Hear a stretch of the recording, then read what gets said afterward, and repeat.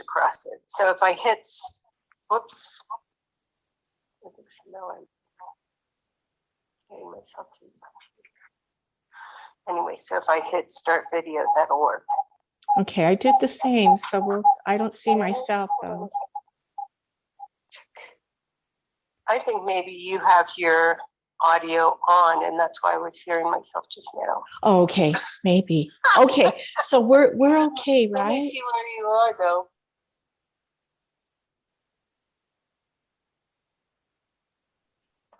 Hi, Kevin, this is Danielle. So you have it on mute now. So I can't hear you. Can you hear me now? There, yes, yes. Okay, Now all I right. can hear you. Okay, thanks. And I can see you. Oh, you can? I can't see myself, so I don't know. Oh, you can't? Okay. No. Are you on Zoom? Yes, I am. Thank you, Okay. Elizabeth. Okay. Yes, I am on, I'm on Zoom, but I don't, yeah, I can't see me. Just like a little gray person. So if you go down to, or if you, let's See, I see video and I already did that. And that's all I see. It says, yeah, oh, Yeah. Kevin, just to let you know, we can see you. We have a good view of your video. okay, thank you.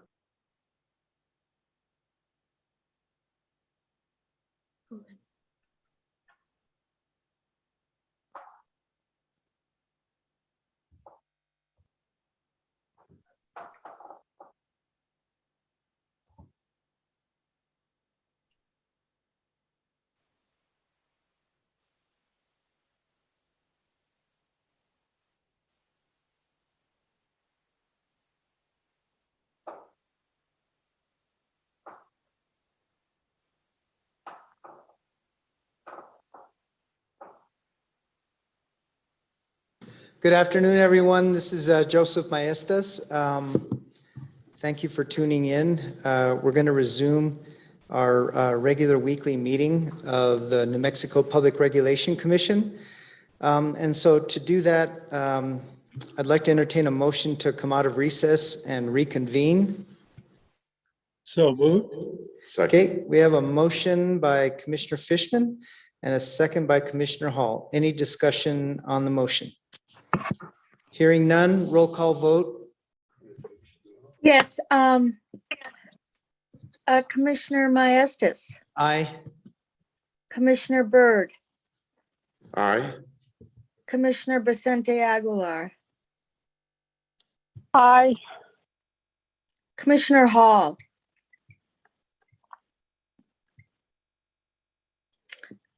Commissioner Fishman. Aye. The motion to reconvene passes 4-0. I would also like to state for the record that we have a quorum of 4 commissioners to reconvene. Thank you, Judy. Let's go ahead and move on to the Pledge of Allegiance and the State Pledge. Commissioner Fishman, if you can lead us. I pledge allegiance to the flag of the United States of America and to the republic for which it stands, one nation, under God, indivisible, with liberty and justice for all. And Judy, I forgot the state pledge. You're going to help me. Yes, I salute the flag of the state of New Mexico, the Zia symbol of perfect friendship among united cultures. Perfectly done, Judy. Thank you. Perfect friendship, perfectly done, right? There you go. Well, Commissioner Fishman, you were rescued on that one. I'll give you I another depend- opportunity next week or at our I next depend meeting. upon the kindness of strangers. No, she's not a stranger. Come on. That's true. She's not. Okay, members of the commission, you have the agenda before you. Are there any changes to the agenda as presented? I did have, oh, okay, so the public comment is going to precede the public hearing. Okay, All right, hearing no recommendations for amendments, do I hear a motion to approve the agenda as presented? So moved. Okay, we have a motion by Commissioner Byrd. Do I hear a second? Second, Second by Commissioner Fishman. Any discussion on the motion? Okay, hearing none. Roll call vote. Judy? Commissioner Fishman, aye. Commissioner Vicente Aguilar, Aye. Commissioner Maestas, Aye. Commissioner Byrd, Aye. and is Commissioner Hall here yet? Seems like no. The motion passes 4-0. Thank you, Judy. Let's move on. Do we have any special guests? Any special guests? Mr. Chair, I'm not aware of any special guests. We do have several public commenters to comment on Rosa Joint Ventures. If you want to have those comments at this time, or I don't know if you still wanted to possibly have them after the hearing during that agenda item. No, let's, I don't want to torment them and have them wait until we get, because I think Rosa Joint Ventures is at the end of the agenda. So let's go ahead and allow for public comment. Please state your name. Isaac, do we have a time limit? Is it 3 minutes? Well, we do have a time limit of 3 minutes, and of course, the commission has the discretion to extend it if they so choose. Okay, well, let's stick to 3 minutes and see if we need more time for each of the public commenters. So go ahead, Isaac, if you could allow them to make public comment. Okay, so first we have Mr. John Dustin. If you are there, please unmute yourself and go ahead and make your comment. Roger that, and thank you very much, Mr. Chairman and Commissioners. John Dustin here. I wanted to speak today with regard to the background of the delay in the subdivision process that is essential for closing this transaction that has us all perplexed. The term sheet that outlines the essential requirements of the settlement was signed on October 4th of 2020. As we moved into 2021, I became a little bit restive because I had not had any update with respect to the progress being made. As a consequence, in April of 2021, I contacted the subdivision department for the San Juan County Planning Department. At that time, I was told that there had been no application made by any party with respect to the subdivision of that 202-acre parcel up there at Rosa Meadows. I subsequently phoned back on July 13th of 2021 to update my understanding of that situation. And I was again informed that no application had been made, nor any inquiries with respect to getting the subdivision completed. That was bad news in my view, because a period of 9 months had elapsed and nobody had done anything.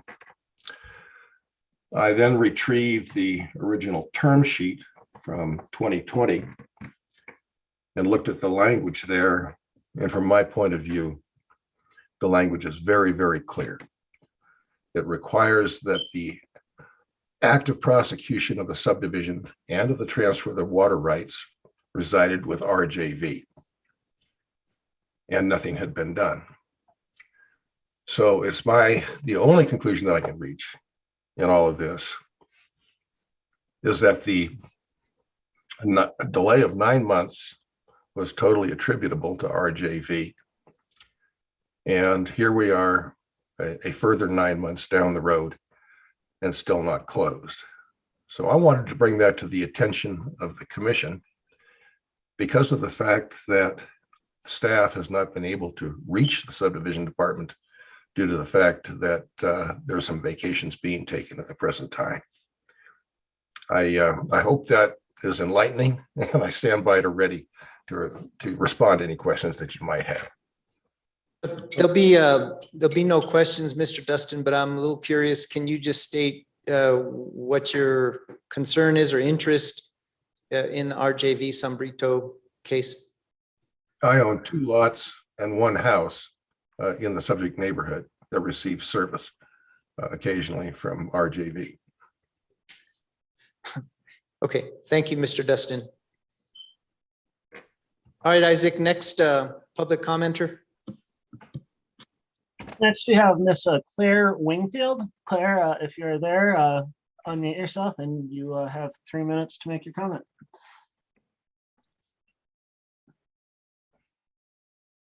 Can you hear me? We can. Okay. I'm on the phone. My name's Claire Wingfield. I live at 52 Rosa, County Road 4024 in the Rosa subdivision. I own the property here. I'm concerned about the amount of time that's passed in getting all of this situated. Residents here have been under so much stress. The hardship is just, it's terrible. I've submitted my personal log of daily water issues down here. I started keeping it in July of 2021, and I have submitted it. And it shows how bad it is here at my place anyway. So I can speak to that. Just hoping that this gets pushed along as quickly as it can. We all need some water. We all need some answers. And I thank you all for your work. Thank you, Ms. Winfield. Next commenter.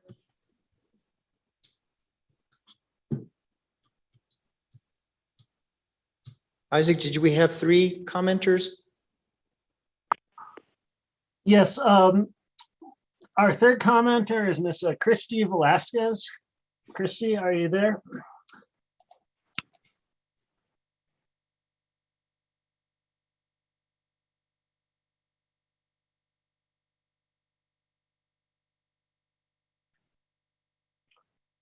Christy, are you connected?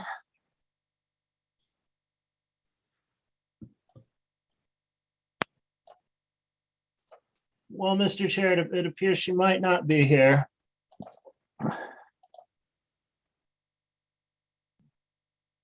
If it's permissible, if she does call in, let's go ahead and accommodate her public comments as we proceed through the agenda. Would that be okay, Judy? Yes, we can allow her to make public comment. If she comes in, probably it would have to be closer after our other matters, but yeah. Okay, very well. Let's go ahead and move on to the next item on the agenda, which is a public hearing. This is in the matter of case 22-1-TR-EN in the matter of the revocation of operating authorities for failure to comply with financial responsibility requirements.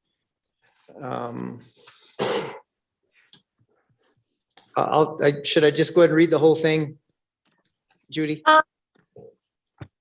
Well, the caption on the agenda has a list of all the carriers that we were, that I should say, Transportation Division staff was requested to revoke, but subsequently, some of them have come into compliance. That being said, if you'd like me to, I can read them. Yes, please do, Judy. And then once you're done with that, please let me know how many, if any, witnesses we have that will be testifying. Yes. All right, please proceed. Thank you. So this is case number 22-00001-TREN in the matter of the revocation of operating for failure to comply with financial responsibility requirements. New Mexico Public Regulation Commission Transportation Division versus Alfredo Montoya, DBA A&P Montoya Trucking, number 37815. ABQ Trucking LLC, number 57758. All-in-One Mobile Service LLC, number 57828. Gabriel Montoya, DBA All Season Towing, number 57238. BlackRock Crude Oil Services LLC, number 56498. Duzin Bukva, DBA Bukva Transportation, number 57071. Chucky's Trucking LLC, number 57324. County Towing LLC, number 54786. CT Logistics LLC, number 56278. Exceed Towing and Recovery LLC, number 57703. Families Oilfield Service LLC, number 56121. J&W Express Delivery LLC, number 54730. Longman Oilfield Services LLC, number 56932. Moberly Moving and Storage Inc., number 10131, and number 54076. Mark Moisa, DBA Quality Towing, number 56824. Terry Bachicha, DBA Raybon Trucking, number 52302. Royal Oilfield Services LLC, number 57223. Ruiz Brothers Station LLC, number 5788. The 59 Truck Service LLC, number 57576. Verada Trucking LLC, number 57179. Vertex Logistics and Service LLC, number 57887. We Care Transportation LLC, number 55326. And WMD Transport Inc., number 57463. And Elizabeth Jeffries is appearing as counsel for the Transportation Division. And I believe she has one witness, which is Ms. Kevin Bay Bahorke. And if she has another, please let me know. I just have the one witness, Kevin Bay Bahorke, and I'd like to call her and have her sworn in, please. All right, is this where I come in? This is, yes, this is your presiding officer duty to swear in the witness. Okay, Ms. Bajorquez, please raise your right hand. Do you solemnly swear to tell the truth, the whole truth, and nothing but the truth? Yes, I do. You may proceed. By whom are you employed and in what capacity? By the New Mexico Public Regulation Commission, Transportation Division, Business Operations Specialist, O. As part of your duties in that position, did you review the notices and forms for each of the motor carriers at issue in this case? Yes. Based on that review, did you prepare or participate in preparing the testimony in Staff Exhibit 1 and the related attachments A and B regarding the issues concerning those motor carriers? Yes. Do you have any changes or corrections to that testimony? No. If I ask you today the same questions as are set forth in the testimony of Staff Exhibit 1, would your answers be the same? Yes. Are these answers true and correct to the best of your knowledge? Yes. Do you adopt Staff Exhibit 1 as your sworn testimony in this matter? Yes. Okay, I'd like to move for the admission of Exhibit 1 with the attachments A and B onto the record.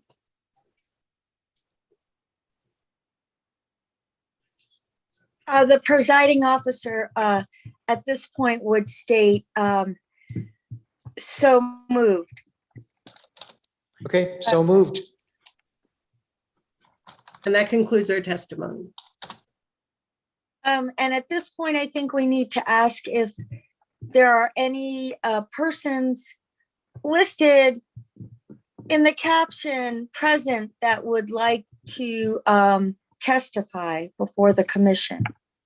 Okay, are there any of the listed or representatives of the listed transportation providers here today? I am here, Dana Bixler. At this point, the presiding officer would swear in Dana Vixler. All right, Ms. Fixer, please raise your right hand. Okay, Do you solemnly swear to tell the truth, the whole truth, and nothing but the truth? I do. Okay, you may proceed. I'm with BlackRock Crude Oil Services, and they were wanting to revoke our transportation certificate for no. I have insurance, but we have sold all our big trucks, and I've gone online and voluntarily turned our DOT number off. So that's why we haven't sent in the insurance on big trucks.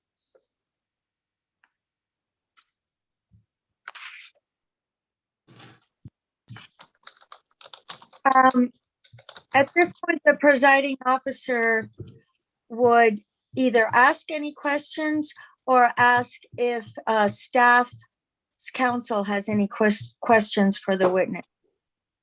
So just to be clear, Ms. Fixer, BlackRock, you're not challenging the revocation of your operating authority. I think you stated that you sold your big trucks, but yet you have insurance and you turned your DOT number off. Yes, that's correct. Okay, any questions from staff representative? No.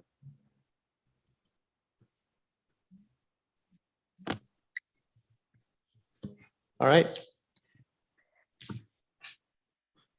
I have a question for the witness.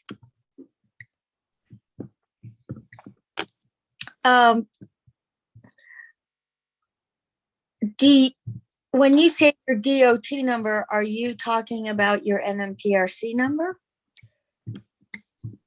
I'm talking about DOT and the other numbers. Everything's we don't need because we're not hauling heavy equipment. We only own 1 3/4 ton pickup at this time, but it does not haul anything. Are you asking for voluntary suspension? Yes. And what is your company? BlackRock Crude Oil Services, LLC. Have you submitted an application for voluntary suspension to the Transportation Division? No, I haven't. I just found out that I could do that this morning. Do you intend to do that by when? I'll have to find out what form I need to fill out. I called yesterday, but nobody knew anything, and they were supposed to call me back, and nobody called back. So I'm not sure what's the next step. On how to apply for voluntary suspension? Yes. Thank you. I have no further questions. And Commissioner Maestas, I stand corrected regarding the exhibit. You need to rule on it and say staff's exhibits A and B are admitted into evidence. Okay, staff exhibits A and B are admitted into evidence. If I could just get clarification, we have an exhibit 1 with attachments A and B. Thank you. So again, it's exhibit 1 with attachments A and B are admitted into evidence is what Commissioner Maestas meant to say. Yes, exhibit 1 and everything that's attached is accepted into evidence. Thank And you. are there any other witnesses representing the transportation providers listed in our caption today? Any other representatives?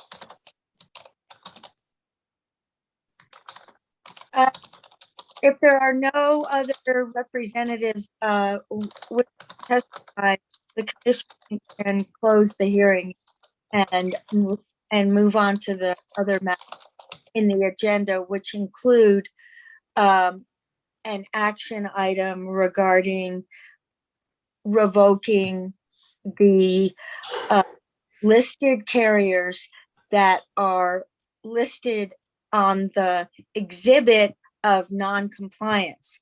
That would include BlackRock.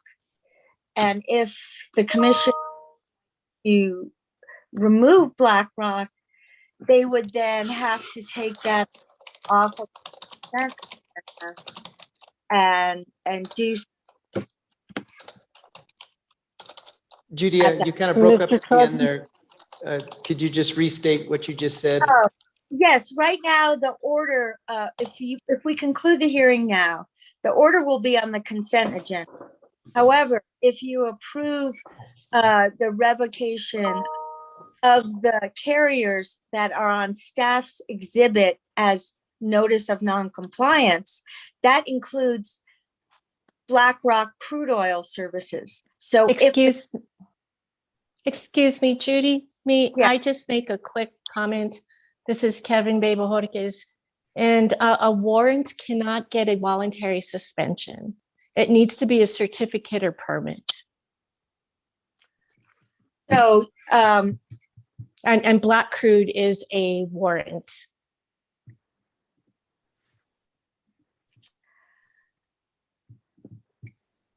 so is it your opinion that BlackRock crude oil cannot apply for voluntary suspension? Well, I believe that's in the rules. I don't know the rule exactly, but I know that this was brought up during the pandemic. And it was told to me that a warrant cannot be placed under voluntary suspension. Okay, thank you. Yeah, are you testifying to that? Yes. Thank you. That being said, given that information, again, if you approve the order on consent agenda, that will include BlackRock crude oil services as a revocation. Okay. All right. One final call for any witnesses that are representing any of the transportation providers facing a revocation of operating authority.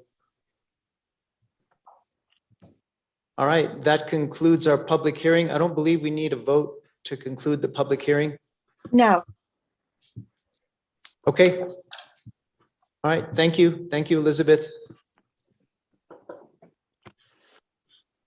All right, let's go ahead and move on to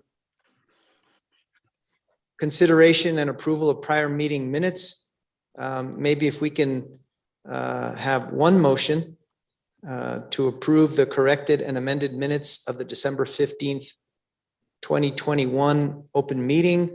And I'm going to ask OGC to, under discussion, to describe the action regarding the December 15th, 2021 corrected minutes. And maybe we should do a standalone. Let's do separate motions. Do I hear a motion to approve the corrected and amended minutes of the December 15th, 2021 open meeting? So moved. Okay, we have a motion by Commissioner Byrd. Do I hear a second? I'll second it. All right, under discussion, I don't know if Mike's here, but Judy, can you just summarize the memo and the reason for correcting the December 15, 2021 minutes? Yesterday, Mike said that he wanted to explain it. Is he I am present? present. Yes. Okay, thank you. Hi, Mike. Hi, Mr. Chairman, Commissioners. Great to hear your voice. Thank you. Same with you. I can see you also, but So this is actually on the agenda because it came to my attention while I was preparing a response to a Open Meeting Act violation complaint that was filed by the New Mexico Business Coalition. That the complaint was based on, it seems to be based in part on the minutes that were prepared for the December 15th, 2021 open meeting, specifically the commission's action in going into closed session on the case 2117. And the issue really, what came up when I was reviewing the minutes is that the minutes did not capture the full discussion that took place.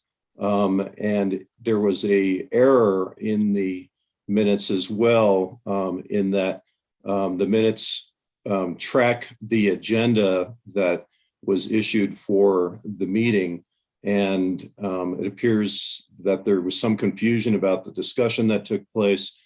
And so the caption for the case that the commission went into closed session on was not included on the minutes. So the minutes gave the appearance that the commission just went into closed session without tying the discussion that had taken place previously to that case, and the fact that the commission had moved into the regular action portion of the agenda at the time it went into closed session.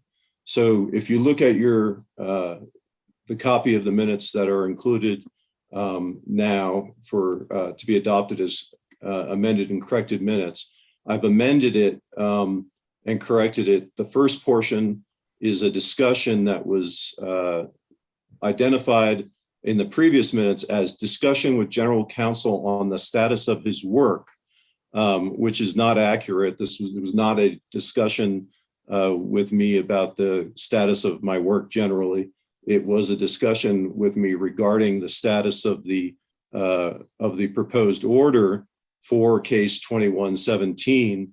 And at that time, then Chairman Fishman had raised the issue of whether additional time was necessary for me to get the revisions I was working on done, and whether the commission should take a break. And there was some discussion then in response about whether that was necessary or not.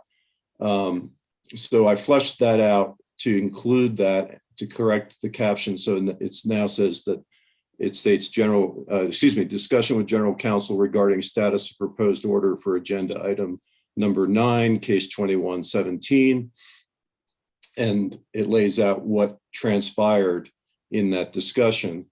And then when the commission went into regular action items, I also corrected the minutes to include to have it track the agenda item. So it has agenda item number 9 now in there.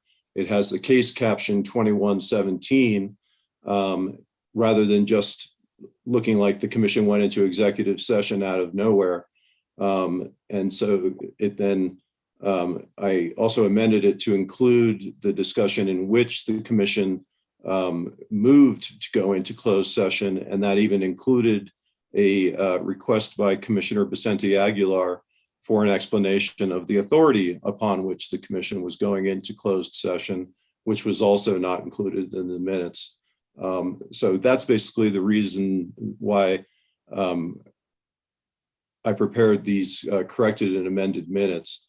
I believe that the way that the minutes were prepared really just was lacking some significant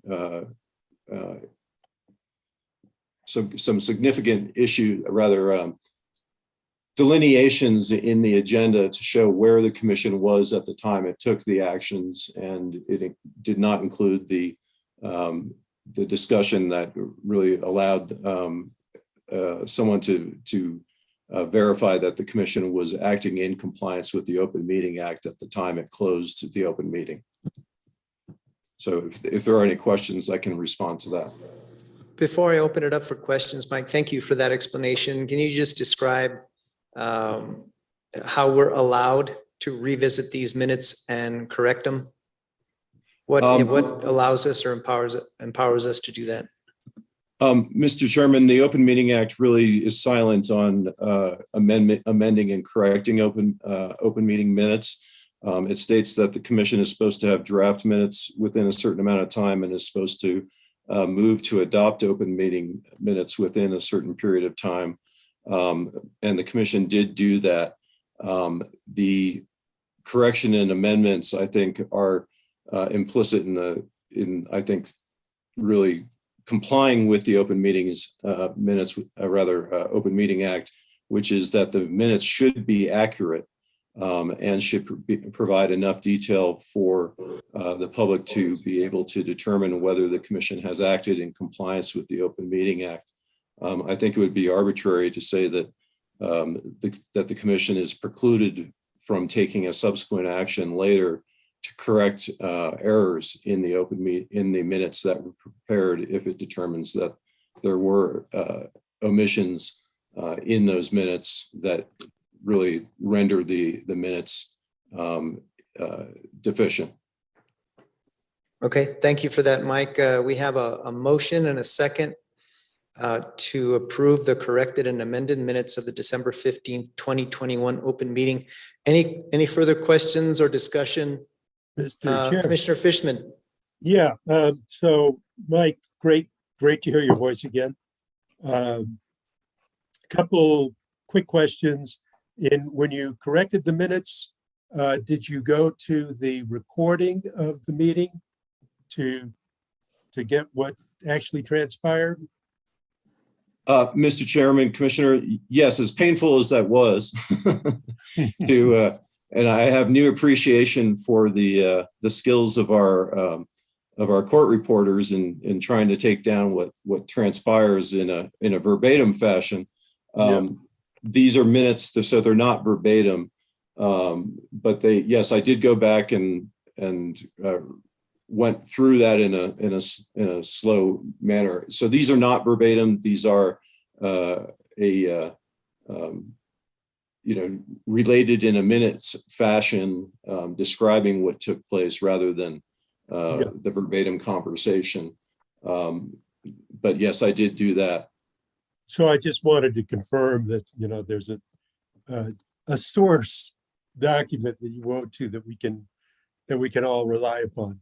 And then second is, that being the case, is there any kind of automated system or service they can basically just take that recording and transcribe it, and then we don't have to worry about minutes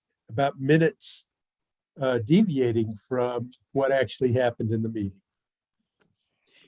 Mr. Chairman, there is not really an automated, well, I shouldn't say, I'm not going to go that far, because I know how the court reporters have their own software programs, some of them that they use that I think do some of that, but that's not really available to us. So this was really our minutes, as you know, I think we've had this discussion that our minutes actually go into far greater detail than they need to. For purposes of preparing minutes. There are, certain core requirements that we have to do in terms of recording the actions of the commission. And we tend to go into, and this copy of the minutes did to go into greater detail. So, consistent with the detail that it went into, I tried to fill that in the same fashion. That's all. I just wanted to just check in on those couple items. And I'll note that Commissioner Hall just joined us. So anyway, thanks, Mike. Thank you, Commissioner Fishman. Any other comments or discussion? Okay, hearing none, roll call vote. Judy? Yes. Commissioner Hall? Aye. Commissioner Fishman? Aye.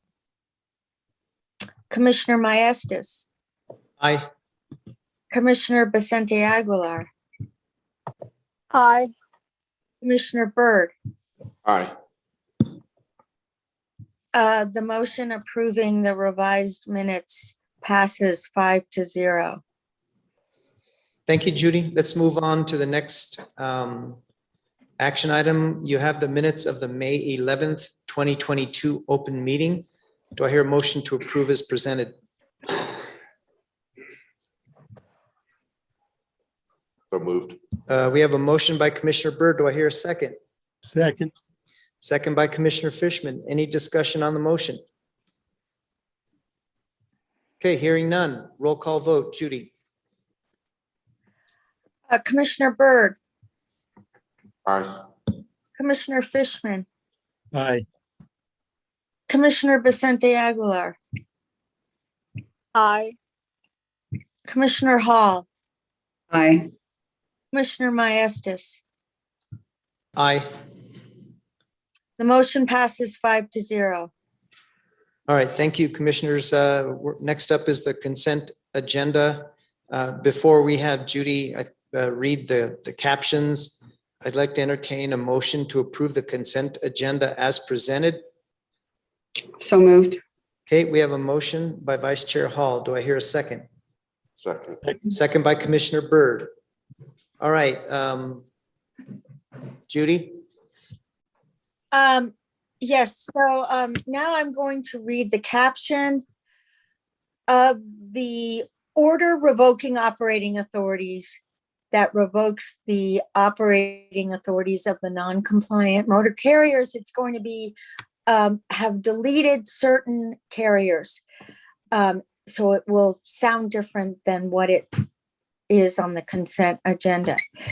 New Mexico Public, this is in case number 21-0001 TREN, New Mexico Public Regulation Commission, Transportation Division versus Alfredo Montoya, DBA A&P Montoya Trucking, number 37815, Gabriel Montoya, DBA All Season Towing, number 57238, BlackRock Crude Oil Services LLC, number 56498, Doosan Bukva, DBA Bukva Transportation, number 57071, Chucky's Trucking LLC, number 57324, County Towing Service LLC, number 54786, CT Logistics LLC, number 56278, Exceed Towing and Recovery LLC, number 57703, Families Oilfield Service LLC, number 56121, J&W Express Delivery LLC, number 54730, Longman Oilfield Services LLC, number 56932, Moberly Moving and Storage Inc., number 10131 and number 54076. Ruiz Brothers Transportation LLC, number 57818. Verada Trucking LLC, number 57179. Vertex Logistic and Services LLC, number 57837. We Care Transportation LLC, number 55326. And WMD Transport Inc., number 57463. Next on the, that would be an order regarding revocation of operating authorities for lack of financial responsibility. Next on the consent agenda is number 2200094. TREM in the matter of the application of Kirk Moving Company LLC, DBA Two Men in a Truck / Albuquerque, for an amendment to its certificate to provide household goods service. And that's a potential order for regarding an application for amendment. And then we have number 2200098, TRM in the matter of the application of Angel Fire EMS for reissuance of certificate number 15941 to provide ambulance service. That's a potential order regarding application for reissuance. And then number 2200103 TRM in the matter of the application of Incorporated County of Los Alamos for reissuance of certificate number 41036 to provide ambulance service. That's a potential order regarding application for reissuance. There are no utility matters on the consent agenda. Okay, we have a motion and a second on the floor to approve the consent agenda as presented. Any further discussion on the motion? All right, hearing none. Roll call vote. Judy? Commissioner Maestas, Aye. Commissioner Vicente Aguilar, Aye. Commissioner Hall, Aye. Commissioner Byrd, Aye. Commissioner Fishman. Aye. The consent agenda items pass 5-0. Thank you, Judy. Okay, that moves us on to regular action items. We don't have any under transportation, but we do under utility matters. In the case of 22-00058 UT, in the matter of Public Service Company of New Mexico's application for approval of grid modernization plan, and we'll be taking action on a potential order.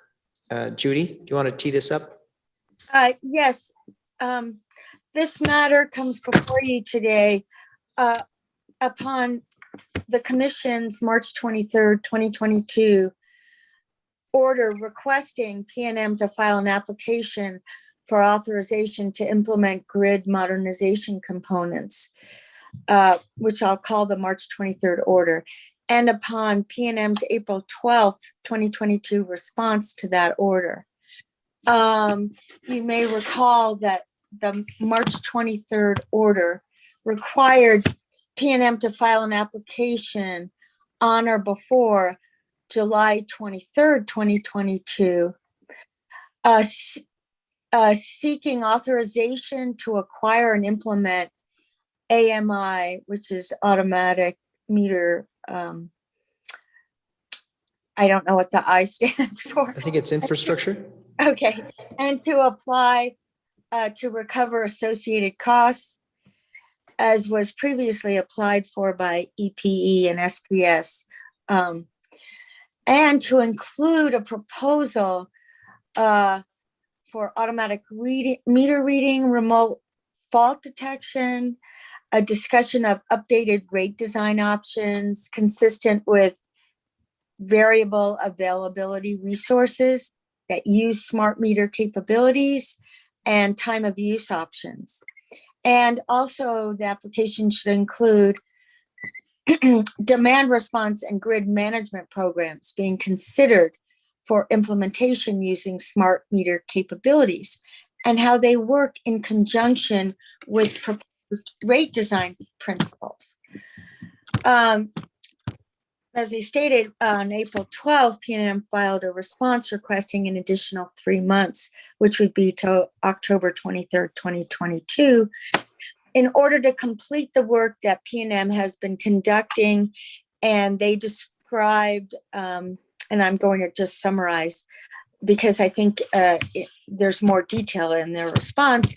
That being said, the work they've been conducting is outreach to inform its stakeholders about the grid modernization plan. The outreach has been to customers as well as stakeholders, and asking for feedback on questions outlined by the hearing examiner in PNM's 2015 AMI proceeding, which was case number 15-00312 UT. And there was a recommended decision on that in March of 2018. They also have been doing competitive procurement processes for the needed technologies that PNM states will require more than 4 months to complete because of supply chain issues and variations in vendor ownership that make some of their past cost estimates unreliable.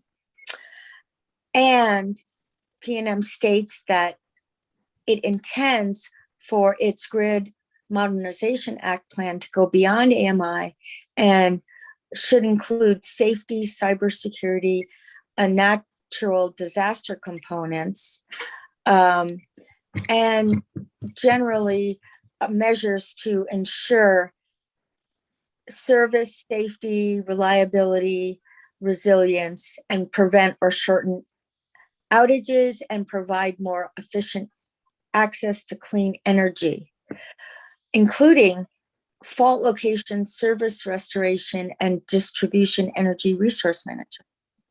The proposed order would grant an extension until October 1st as a show of support in their PNM's. Excuse me, Judy, the order says October 3rd. 1st. Oh, yeah, 3rd. I think because the 1st was on a weekend. I stand corrected, October 3rd. As I stated, they requested until October 23rd. That being said, if the commission wants to look at the application and perhaps act on it by the end of this year, I'm recommending October 3rd instead of October 23rd. And I stand for questions. Thank you, Judy. Any questions for Judy regarding this order? Any questions at all? All right, I'd like to entertain any motions to approve the potential order. Mr. Chair. To grant PNM an extension until October 3rd, 2022 to comply with the March 23rd, 2022 order and file its application in this docket. Mr. Chair, I'd like to make a motion to approve the order. Okay, we have a motion by Vice Chair Hall. Do I hear a second? I'll second. Second by Commissioner Fishman. Any discussion on the motion? Mr. Chair? Yes, Commissioner Fishman. Yeah, I'm just pleased to see that we're looking at a more holistic set of measures rather than just looking at a bunch of one-off actions. And I think that will serve us well going forward. So I'm very happy that PNM's taken this direction.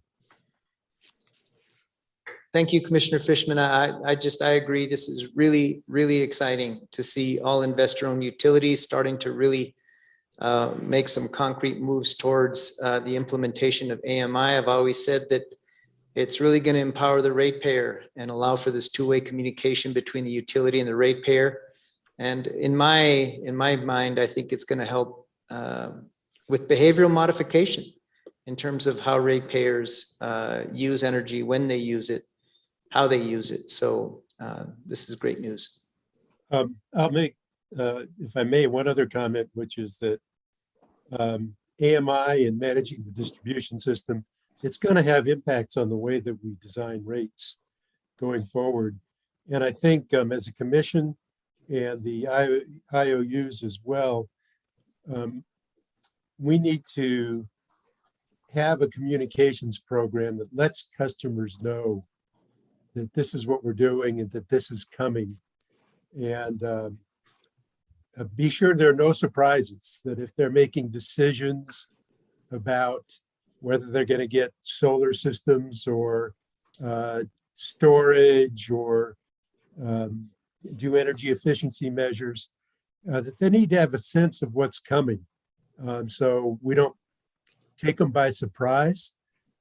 So I think that's going to take a very thoughtful communications plan and a very thoughtful engagement plan with customers going forward. And, you know, we haven't done any of that work yet, but I just want to say that so that we don't forget to do that. We don't leave people hung out to dry. Thank you, Commissioner Fishman. Any further discussion? We have a motion and a second to approve the order as presented. Any other discussion? All right, hearing none. Yes, Vice Chair Hall. Oh, I was just going to say, I also welcome the what appears to be a very significant effort by PNM to do a really thorough, good job on this. And at least from the expressions they make so far. So I do believe we will see response among the community, and it just opens up many more opportunities for advancing our goals. So I'm pleased to see that. Thank you, Vice Chair Hall. Any further discussion on the motion? All right, hearing none. Judy, roll call vote. Yes, Commissioner Hall, Aye. Commissioner Fishman, Aye. Commissioner Vicente Aguilar, Aye. Commissioner Byrd, Aye. Commissioner Maestas. Aye. The motion passes 5-0. Thank you, Judy. Mark Fenton he just still has his poker face. Okay, I got 2 thumbs up. We got 2 thumbs up from Mark Fenton. Thank you, sir. All right, let's go ahead and move on to the next agenda item. And this is a discussion item. It is in the everlasting case 18-00214 UT in the matter of an order to show cause as to why Rosa Joint Ventures, a New Mexico partnership, should not be found in violation of the Public Utility Act and Commission rules. And we will have a discussion regarding ongoing failure to close transaction and the condition of the water system. Russell? Yes, Mr. Chairman, commissioners, can you hear me? Yes. Okay. So I sent a memo on Friday, and then I provided highlighted revisions based on staff's response to the bench request issued on Friday. I provided that yesterday. Then today, just about a couple hours ago, the commission received a response to staff's response from Sambrito, the mutual domestic. So I did a further revised memo that I sent to the commission by email about an hour or so ago with highlights in different color. So if you want to look for that to refer to it, you don't have to have it in front of you for this. I can just describe it, but just so you have, if you like the most current memo in front of you, it's a very recent memo. I'm going to start by just going back to what the last commission action that was taken in this matter, which was at the May 11th open meeting. The commission issued an order suspending the fines that had been accruing against Rosa Joint Venture, which is the actual water utility, in the amount of $300 per business day. And the order stated that the commission suspended those fines, quote, while the commission seeks information concerning the current situation. The commission noted that it is unclear if Rosa Joint Venture continues to bear primary responsibility for the ongoing delay in closing upon the transfer agreement. And the commission stated it would issue a bench request, which it did on Friday. So the fines, the order also noted that the accruing fines had totaled $31,900. So that's where things stand procedurally in terms of the last commission action. The bench request was issued to staff on Friday. And the questions focused on, what is the reason for the ongoing delay? The commission, of course, knows that there are 2 processes that RGV and the mutual domestic have to complete with one with San Juan County and one with the Office of the State Engineer in order to close the transaction. The San Juan County process is the creation and recording of a subdivision map to reflect the actual nature of the subdivision, the Rosa subdivision as it is today, and a process with the Office of the State Engineer to identify the particular water rights and assign them to particular wells and do some very specific things like that. to make the water right transfer the water rights effective. So the San Juan County process is for the transfer of the land that's needed to serve the water system, and the Office of the OSC process is for the water rights. So we asked staff about that. We asked staff about the filing of the quitclaim deeds. There were quitclaim deeds filed by recorded by Samrito or RJV, actually RJV, excuse me, in the recorder's office with regard to both those issues, the land and the water rights, shortly before the commission addressed these issues on May 11th, and asked the staff, are those in any way sufficient? The commission had already noted in its order on May 11th that they probably weren't. They didn't seem to fix the problems, the things that needed to happen with those two agents, governmental entities. So I'm not sure what purpose they served, and that was what we asked staff to look into. And then we asked about the current condition of water service. And we asked for staff's recommendation. The commission asked for staff's recommendation as well as to how to proceed, how the commission should proceed. So let's see here. Staff filed their affidavit. They filed a very timely and very detailed response, which I appreciate. I'm sure the commission appreciates, on Tuesday, because that was quite a short turnaround. An affidavit of staff engineer Tim Martinez, who's been a water engineer with the commission for a long time and has a great deal of experience. So with regard to the cause, the questions about the cause of the continuing delay in closing, staff states it did not have sufficient time to verify if San Juan County is causing any delay in the closing on its side, or if the county is experiencing, if it's county experiencing general backlogs, or if the process is being hindered or not diligently moved forward by RGV, and really RGV would be RGV more than somebody to, I think. So the staff said we can get an update on that once we hear once staff hears from San Juan. And I can follow up with a follow-up bench request for that after this meeting. Staff was able to speak to the Office of the State Engineer about the other process and OSC. They indicated no backlog in processing applications, and that they said that they have been ready for RJV and Sabrito to submit their application regarding the issue of water rights. Now, I'm not very familiar with the process. I know there are it seems like that there are pre-application processes, and then, but it sounds to me like it's not at a very advanced stage if no application has been filed. But I don't know that.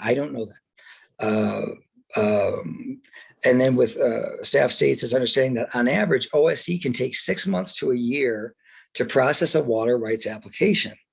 And that can be shortened if the applicant is diligent in meeting with OSC and completing their application as advised. And we don't know how diligent the parties have been in the meantime. We know in that in the two months that had elapsed since the transfer agreement was approved by the commission, there's the 60 days in which it was anticipated the closing would actually take place, that the transaction would close back in the summer of 2021. That process had not even started. Neither process with the county or the Office of the State Engineer were commenced by the parties until the commission started issuing daily accruing fines. So, but we don't know how diligent they've been since then. The fact that they haven't filed an application is somewhat of I think, and somewhat of an indication of their diligence. Anyway, in any event. With regard to the effect of the recording of the quitclaim deeds, staff has reached out to NMED, New Mexico Environment Department, because NMED holds the purse strings. Even with regard to the legislatively appropriated money, which seems to still be available. I think it's actually appropriated to NMED itself. That's the New Mexico Environment Department. I did ask staff that question, and they didn't respond directly to say that that money is still available, because it was appropriated, I believe, 2 years ago.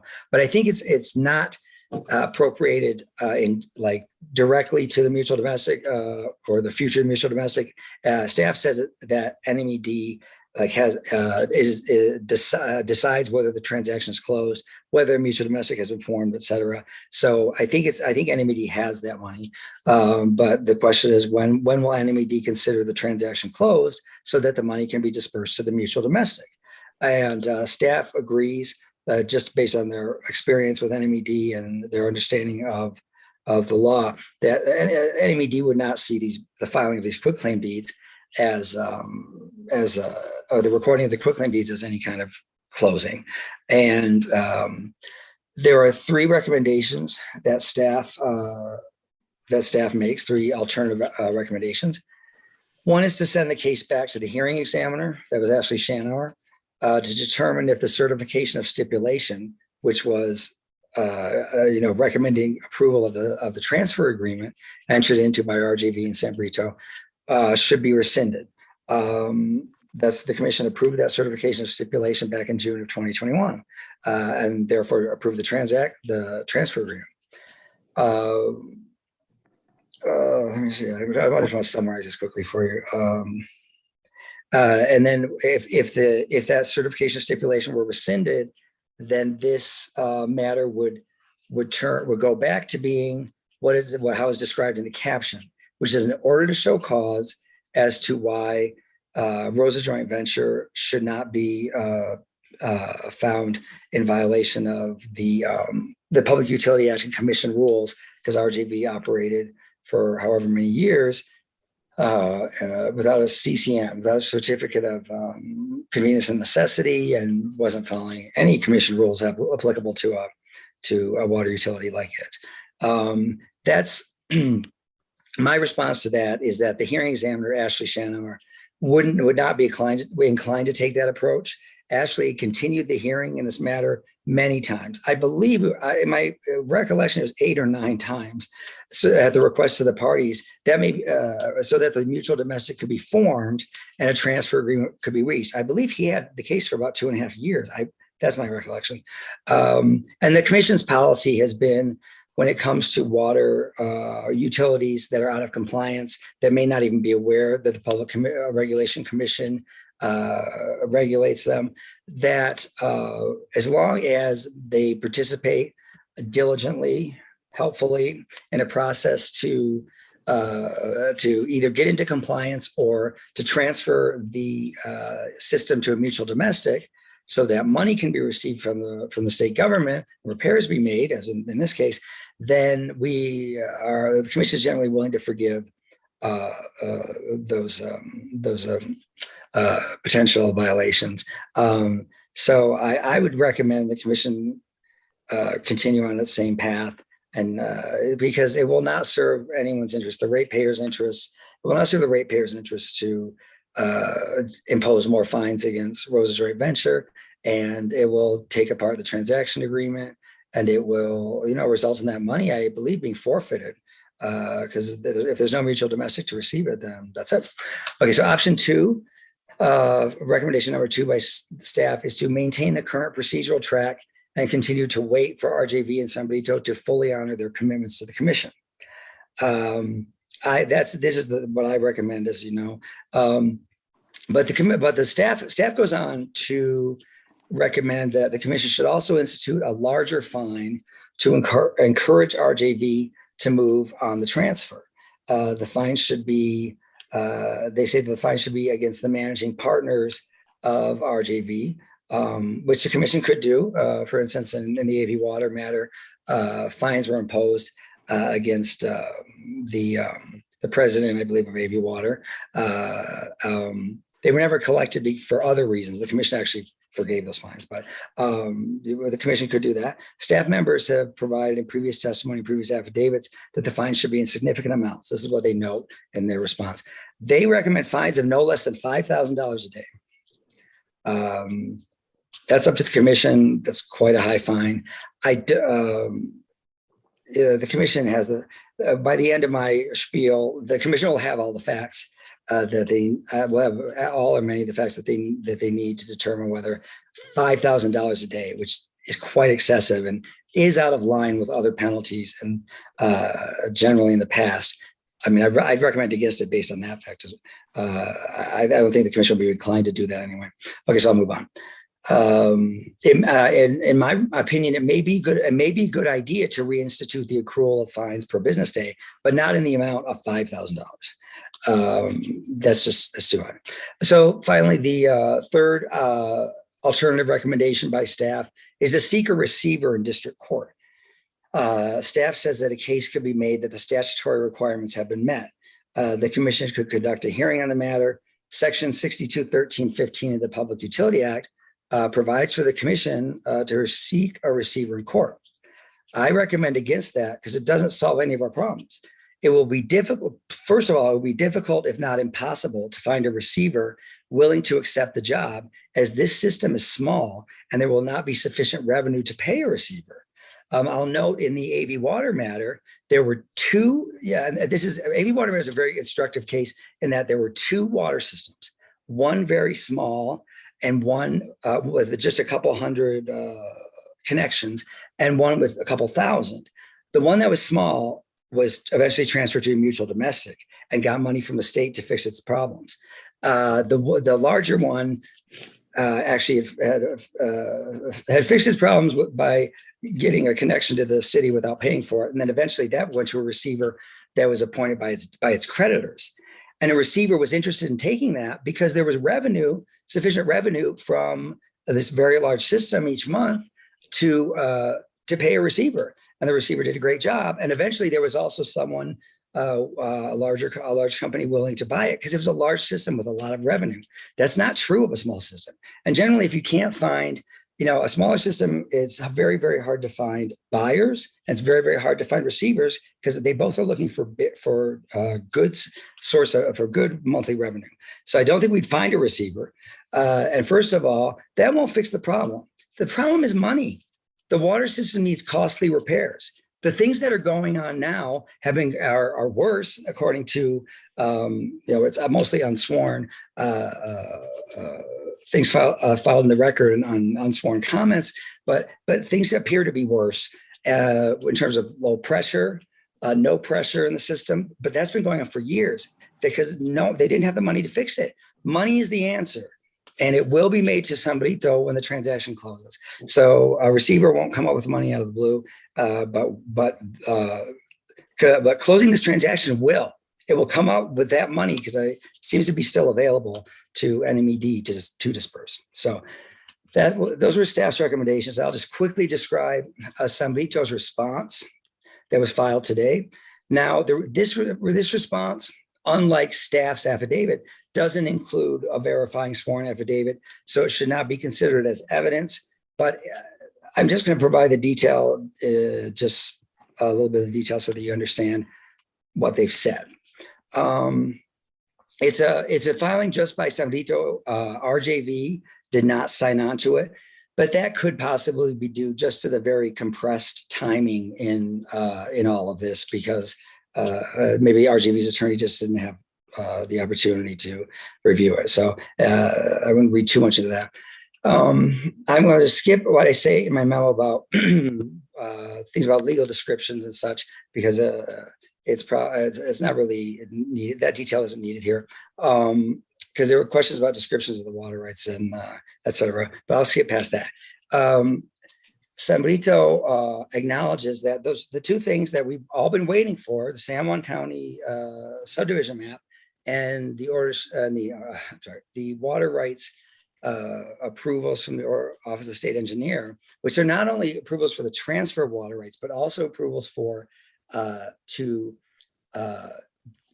I guess acknowledge or divert the use of a certain amount of water to certain wells that serve the system. And also change the purpose of the use of many of the water rights from irrigation to domestic use, because I guess some of it was used for farming in the area. Excuse me, Mr. Chair. Yes, Vice Chair Hall. I just wanted to ask Ruskell this question. I might not be following you right, but were you just saying that the quitclaim deed, besides transferring a property ownership, is can perform these other functions that you're describing? Or I might not have heard you right, Russell. No, Commissioner, I'm saying the opposite, that the quitclaim deeds that were recorded a couple of weeks ago really didn't, I mean, they may have, in a sense, they may have affected a transfer, but they didn't affect, but these processes still have to take place before this will be a transfer. The transfer agreement will be completed for the purposes of NMED's purposes and also for the commission.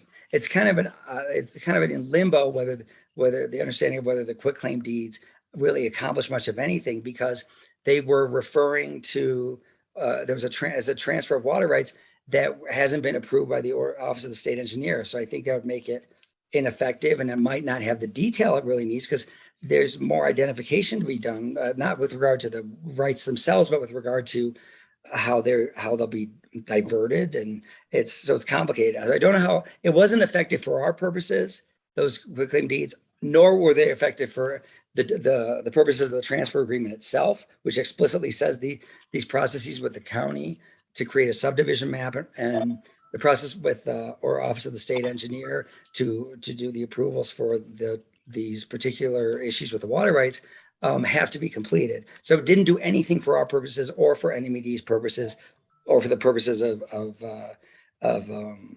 transferring the money. So it didn't accomplish really anything as far as we're concerned. I'm not saying it had no legal effect, but it didn't for our purposes. There's none. It didn't accomplish anything. And even Sambrito admits that. They say we're still going forward those processes which have to be done. So I don't want to go too much into the quitclaim deeds anymore. I just want to make it clear they did. Everybody agrees, staff, myself, Sambrito, that these two things we've been waiting for the whole time from the county and or Office of the State Engineer still have to happen for the closing to work. Is that? Thank you. Yeah, that's fine. So I'll stop with, that's enough detail about that. I'll just say what Sambrito says about the ongoing delays and the delays over the past many months. They say that neither RJV nor Sambrito ascribed delay to OSE, the Office of the State Engineer, or San Juan County. They don't blame the agencies at all. They say to the contrary, both agencies have been responsive and helpful to the parties. They say the largest source of delay has been the availability and backlog of surveyors in San Juan County. Even with RJV's counsel, I'm reading from the response right now, quoting it. Even with RJV's counsel and counsel for Sambrito calling all surveyors in or near San Juan County, it took several months to find a surveyor that would put the project in their queue. Once in the queue with Souter-Miller, which is an engineering firm that seems to do all the water, seems to do a lot of water utilities work. I'm sorry, that was an interjection. Once in the queue with Souter-Miller, we understand that they lost staff members due to COVID, but also had a lot of backed up projects in their queue. Communication with Souter-Miller continues to be responsive, albeit with delays. And there were two surveys. One, as the commission is aware of, was a survey that needed to be done for San Juan County, a land survey for a new subdivision map to be created. And that was something, as you'll recall, that could have been started, the moment the transfer agreement was approved, and maybe even looked into, this is in June 2021, but they hadn't even started that process of looking for a surveyor within 2 or 3 months of that approval. So there's certainly delay there. But now they're saying there was also a lot of delay trying to find a surveyor once they started looking and getting, and there was delay in the queue with the surveyor. But that has been completed.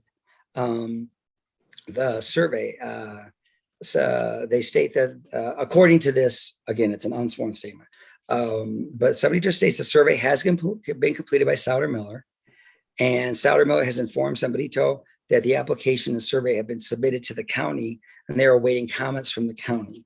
Sambrito states that they believe the subdivision process can be completed within a few weeks. And it is true that generally, once there's an engineering firm that's done a survey, they interact with the county to do the process. I'm aware that often happens. So that's where that stands. With regard to the Office of the State Engineer process, a survey is still needed. this is a survey not of land, but a survey of hydrographic maps. And Sabrito states that while they made a request, again, from Souter Miller to do that survey, Souter Miller hasn't performed that survey yet. I don't know when Sabrito made that request. I don't know how diligent they were in pursuing that survey. Sabrito states that in order to expedite closing and be able to have access to the much needed funds appropriated Sabrito by the legislature, Sabrito can complete this process on its own. They state that the closing can be effectuated without the change of purpose of use and point of diversion process having been completed. That's the process that requires apparently the survey, and that that Sabrito itself can go forward with the transfer of the water rights. I guess they were saying that the quitclaim deed they've already done that. That's something I would advise the commission ask for more detail about from Souter Miller. We can ask through and through staff to talk to Souter Miller and also the NMED. So I think there should be a follow-up bench request that comes out of this this open meeting, which I can do by single signature order this week. But Sabrito in the end requests that the commission postpone acting on this matter until next week, which was already the commission's plan to do this do a discussion only item today. Its council states they'll provide a much more comprehensive response by this Friday to better inform the commission on the ability of Sabrito to successfully operate the water system and wastewater system as well going forward. So with that, I'll take any questions from the commission. Thank you, Russell. I'm going to go first on this one. I can't believe that now we're led to believe that all the delays are attributed to a consulting engineering firm. To me, that's unacceptable. We heard from some of the residents of Sabrito. They are very concerned and frustrated. I'm concerned about whether their homes are even insurable under these circumstances, and that's with the assumption that there's not enough water pressure for fire suppression. Typically, if the water system doesn't meet code, residents have to install sprinkler systems, which is extremely costly. And so I think that there's an ongoing threat here, to these homes in this subdivision. I'm getting frustrated in that we haven't heard specifically what the scope and the timing is of the appropriation, who is the appropriation to. I even, of my own volition, went online and tried to search for an appropriation on keywords, and I couldn't find anything, but we need information on this appropriation. The scope, who the recipient is, who the state agency that is going to preside over the allocation and the spending of the capital outlay, if it is capital outlay. In terms of the options that you've presented, I agree that we are making progress, but it's not good enough. And I am favoring personally option 2 is to stay the course, but begin enforcement actions on collecting fines to date.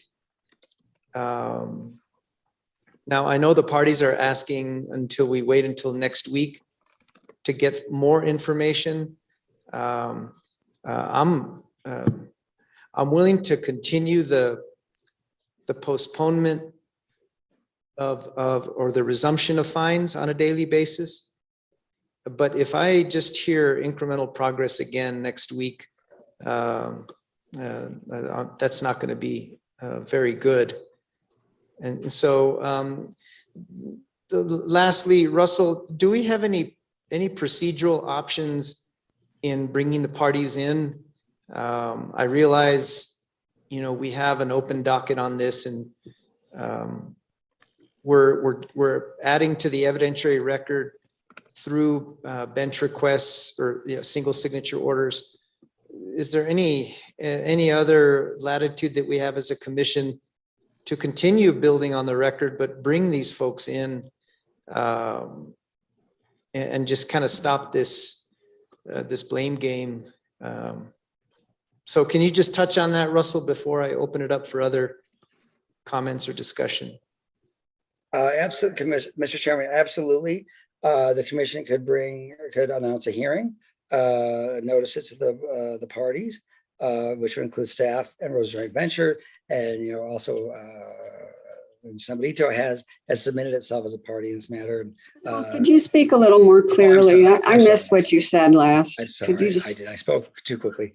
Yeah. I was saying, Mr. Chairman, yes, the commission can notice a hearing, in a few weeks or farther out, that the parties would be required to attend. That would be staff, Rosa Joint Venture, and those 72 is a mutual domestic. They have made themselves a party to this matter. So even though we don't have general jurisdiction, they are party to the case, so they would appear as well. The commission could ask questions. That would be the way to do it. Hold a hearing. To have ability to ask live questions and respond and cross-examine, and all of that. So the commission could do that next week. Could issue a notice of hearing. Well, let me just finish up, Russell. Then, I would just throw out for consideration by the other commissioners is to, and we're not taking action. This is just discussion, but to consider Russell's recommended option 2 to stay the course, but take action to collect all the fines to date in the amount of $31,900. Continue the suspension of fines pending the scheduling and occurrence of the public hearing. Maybe we can have it in 2 or 3 weeks. But I just think we need to start tying this up, and I think the parties need to be brought in, and I don't mean the engineering consulting firm. So that's kind of where I stand, and I'll go to Commissioner Fishman. Yes, thank you, Mr. Chair. I'm thoroughly disgusted with the parties in this case. I'll be blunt. They have completely ignored the welfare of the customers of this water system. They come back to the commission, and it's like the commission is here going through all these details, like we're doing this for them somehow. There's not a party to this outside of these two, outside of RJV and San Benito, that is being served by these folks. And I have to respectfully disagree with Russell that the problem is money. No, the problem here is the parties. These parties don't give a damn about anyone else. And they've shown no initiative, no care, no concern to take care of anyone else. And this kind of matter shouldn't be coming before the full commission for every frickin' little step that they need to take in this transfer process. And I have to say, again, we're not making a decision today. I'm not averse to saying receivership and get another party. And if the legislature saw fit to fund fixing this system, maybe the legislature needs to fund getting somebody in place who can effectuate this transaction and get us to a point that enables all the improvements that need to be made to the system. So certainly I'm not averse to fines. I hate to have fines on the users of the system. I would very much like to look at, and I'd ask General Counsel and our water folks to look at options. What are our options to just get San Benito out of this and get somebody in place who actually gives a damn and we'll take care of folks and get us to a system where the community is safe and where water service is reliable. I really just don't want to mess around with these folks anymore. And I don't think they deserve the consideration. And they haven't shown that consideration to anybody else. So if I sound like I'm venting, I am. But I have to say, these folks deserve it.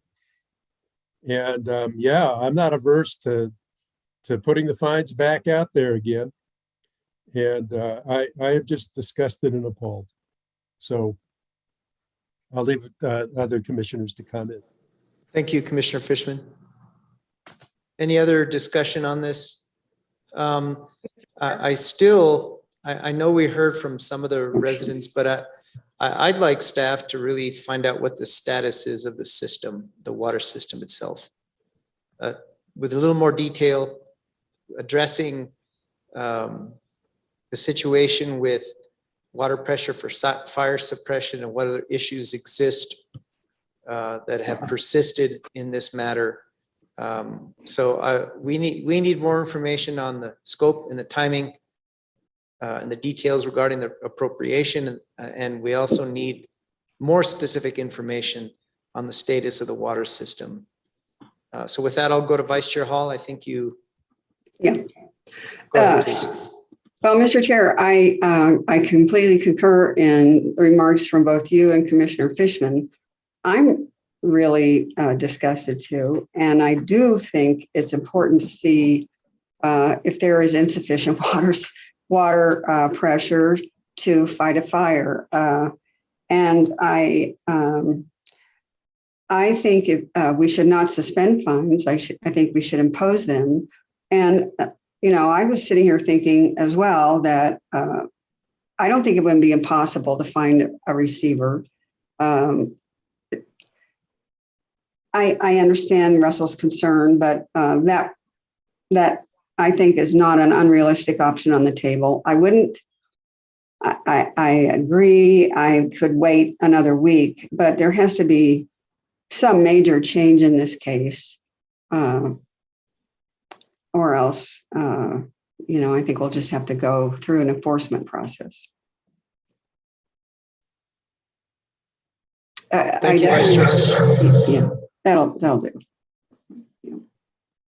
Okay, anyone else? Commissioner Vicente Aguilar. Thank you. I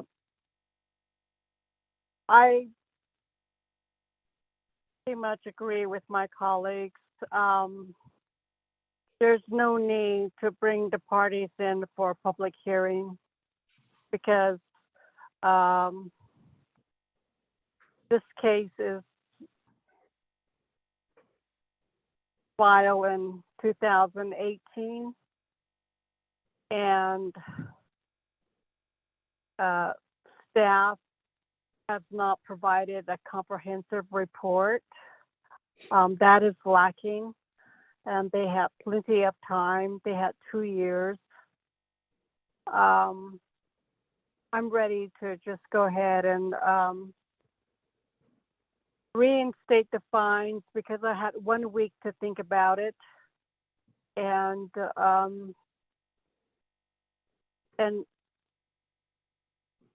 when we voted last week, we said we will forgive the fines, and then they come forward with an email. That's not.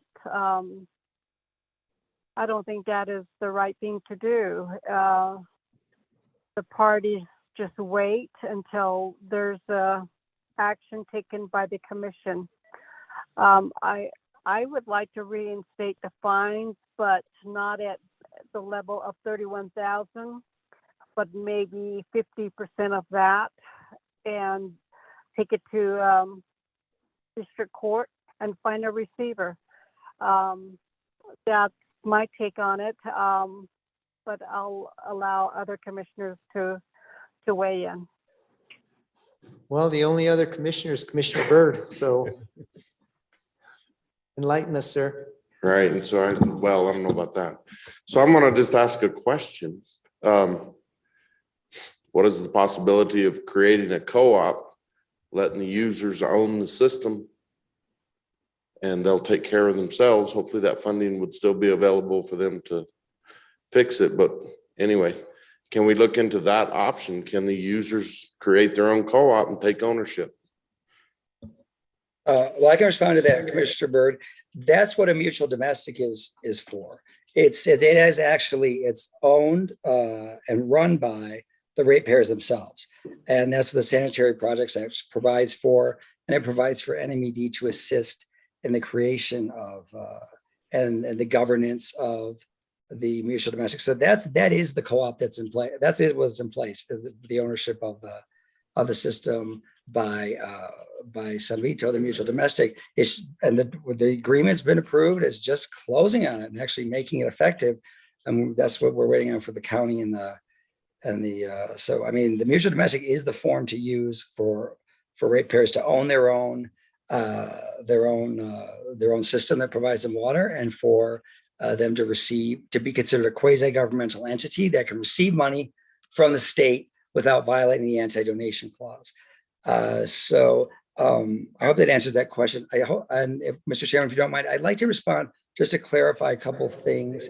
Yeah, Russell, and please, do go into detail. You've already stated some of the issues regarding seeking a receivership in district court.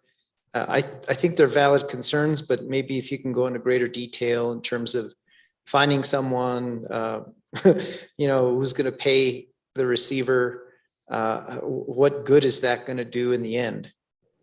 Yeah, well, Mr. Chairman, I actually don't have any more detail for you on that question. I think a receiver is a bad idea because, one, it's going to be very hard to find someone because they won't get paid, and two, that won't resolve. What I'd like to say in response to what Commissioner Fishman has said, when I said money is the problem, I didn't mean that these two parties are the problem. I've drafted many orders in this case that have described just how lacking these two parties are and how responsible they are for the delay. I mean, so they are the problem, but the goal that will truly fix the problems that these ratepayers have had for years is money. It's the money that's waiting, and it's that I believe is still waiting. According to staff, seems to be waiting. That NMED does control. That's what's needed. A receiver won't have the money to fix these terrible problems.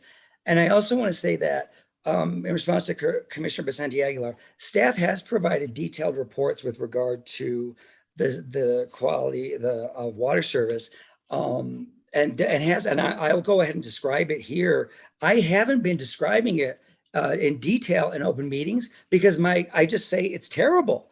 They have low water pressure and sometimes no water service, and so I didn't feel like I was being straightforward as to how terrible it is. But if you want more detail about that, staff has been providing that, including, and I did forward the report itself, the affidavit of Tim Martinez, to the commission. It's not because I don't think it's important. It's just because I just conclude it's awful. I mean, this needs to be fixed as soon as possible. But if you want more detail, there is more detail in staff's affidavit. They have, whenever asked by the commission for a report, they provide detail. So they have not failed in that way. I may have failed to go into detail in open meetings about it just because I sort of thought it was sufficient to just say it's god awful and it needs to be fixed as soon as possible. But I can certainly go into more detail on that if any commissioner wants me to. There is more detail. So Russell, Commissioner Fishman, it just seems to me that this is a administrative and management problem, and so it's a mutual domestic. Nobody's investing any resource, and maybe it is money, to get someone who's competent to manage and push through this process.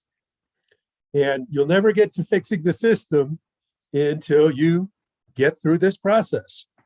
And I think the commission is, my focus is the customers and their safety and their well-being.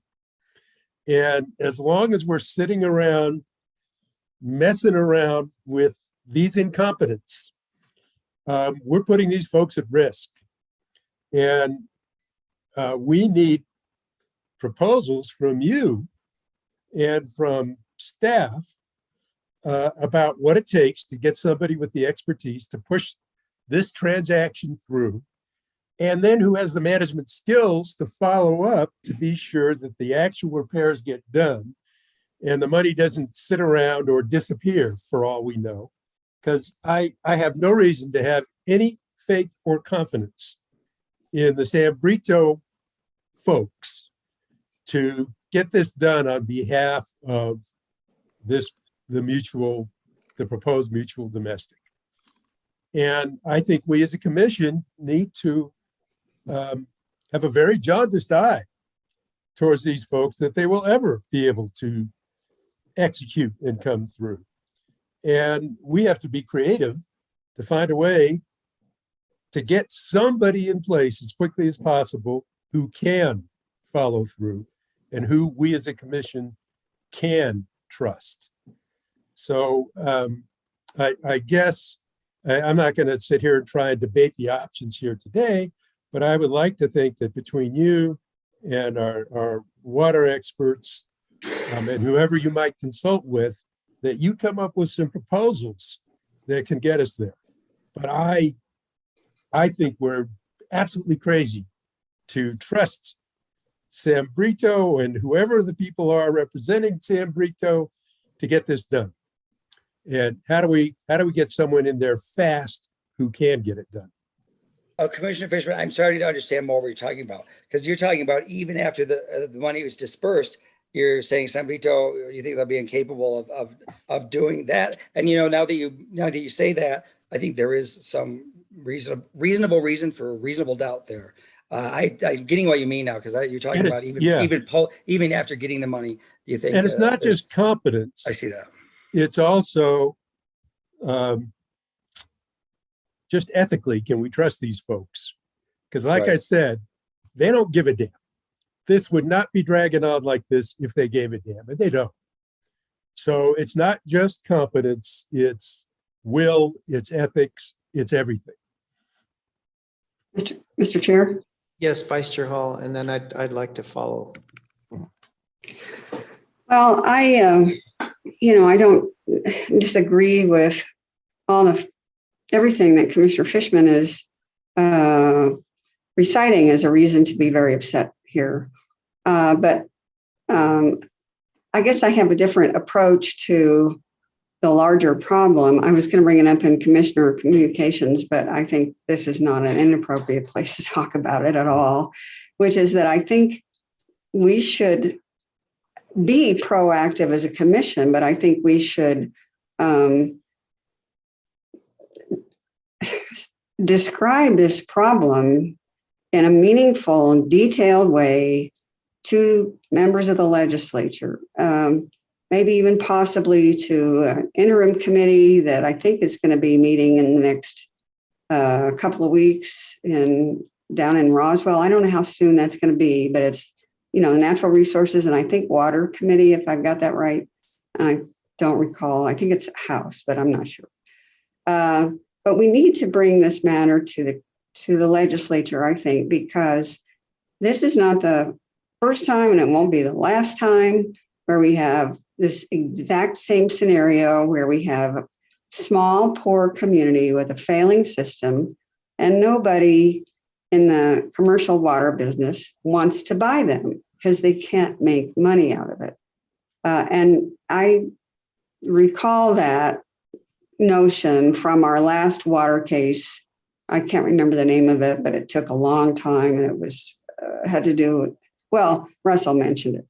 Anyhow, you can't make money from these situations. So I don't think the solution is purely in the private sector. I think what we should be asking the legislature to consider is creating some sort of water authority that's statewide that can do just what Commissioner Fishman was suggesting, which is to find either create a bunch of mutual domestics, which I don't think is really a great idea, because often the neighbors, the members of the community don't really have the wherewithal to run a mutual domestic and they're not professional managers. They would have difficulty. But I think we need to have a serious conversation with some members of the legislature about creating some sort of statewide water authority to deal with this problem, because it really involves looking at the management problems that are affecting all these systems. And I don't think we have the bandwidth to do all that in our agency. I'm not sure we have the authority. We probably have the authority to some extent, but I'm not sure we have the staff to do the job the way it needs to be done. And certainly we don't have the power that the legislature has to apply funds to it. So that's what I would propose. Maybe what we could do to begin with is ask staff to compile the information in a easily viewable way of how many water systems are out there of this age and size. So we at least know the population of water systems that may be at risk, and whatever other relevant information staff may have, and then put that in a digestible form and present it to, like I say, maybe this interim committee, if it's possible to get on their agenda. It's probably not. It's probably too late, I think. But well, whatever, we can try. We can get it on. It's an emergency for these folks, and I would bet we can get it on. Well, good. That's great. But I think we should try to approach it that way, from a statewide view of it, because this seems to be a statewide problem. Mr. Chair? Commissioner Fishman, and let's start, maybe try and wrap up and converge on a course of action here. Yeah, so I completely agree with Commissioner Hall on that larger approach. But, my thought is in the meantime, legislatures move slowly and they oftentimes don't do what you want them to do. True. We need the short-term solution for the folks that are involved in this particular transaction. So I think we need to follow two tracks. How do we get some quick relief for these folks? And then the second track is, how do we set up a system that is sustainable, that we don't keep running into these problems going down the road. Oh, and Mr. Chair, there may be some nonprofits out there that, if staff is being tasked to look into solutions in a shorter term, maybe there's some nonprofits that could be Googled that address this kind of problem. I think I recall hearing about something like that in a NARIC meeting or something. So if they're trying to find places for a quick salvation, that might be an approach.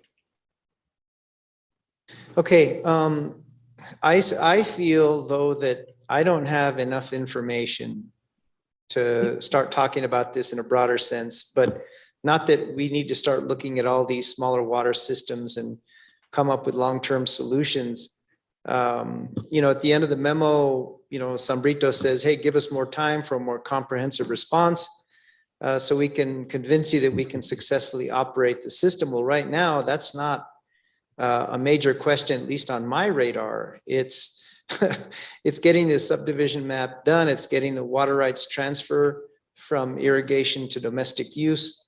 But there's another question that I have, in that, has anyone done a capital improvement plan, a cost to improve this water system, and compare that against the appropriation? Can the appropriation fully fund cost to improve? I think that's information that we need to know. At least I need to know. They've already assured us that there's enough water rights for the domestic application of the water system, but there's a big gap here in terms of getting a handle on the appropriation and whether or not this appropriation is enough to improve this water system. And so to me, I think that I need that information. I need the status of the system. I need to know what their revenue is currently. And I don't know why we don't have that. And I think this is information we can gather perhaps in another, round of bench requests. So I still have many questions regarding this situation. And I think we're finally focusing on the impact side, on the impact to the residences, on the actual status of the water system. What are the consequences of inaction, to really drive our timeline and our focus on this. And so perhaps we can come back and put an item on the agenda for action consistent with some of the options that were discussed in favor today.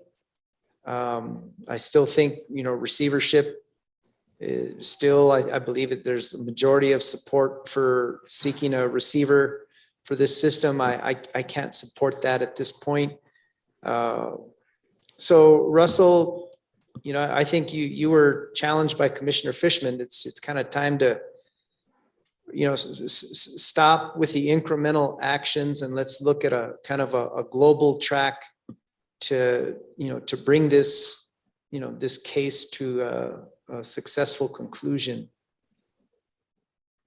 Mr. Chairman, well, I'll say again, I wasn't even considering what Commissioner Fishman is very reasonably considering, the really horrible thought that even after the money is dispersed, it might not be spent quickly and correctly by the mutual domestic, which, as I said, that's a very reasonable doubt, which I had not even yet entertained, and now I'm entertaining that.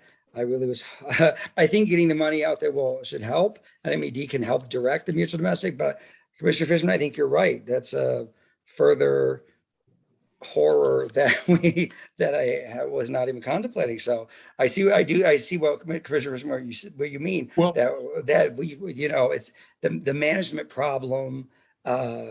We could reasonably expect to go on even after the money is received from the state. so Mr. Chair, here's a suggestion. I think you're asking for all the right information. And that if we can when we just next discuss this, if we can get the information the chairman's asking for, and Russell, if we can get some creative thinking from you about, can we quickly get another party involved that we can trust? I think that would get us a long way to where we need to be.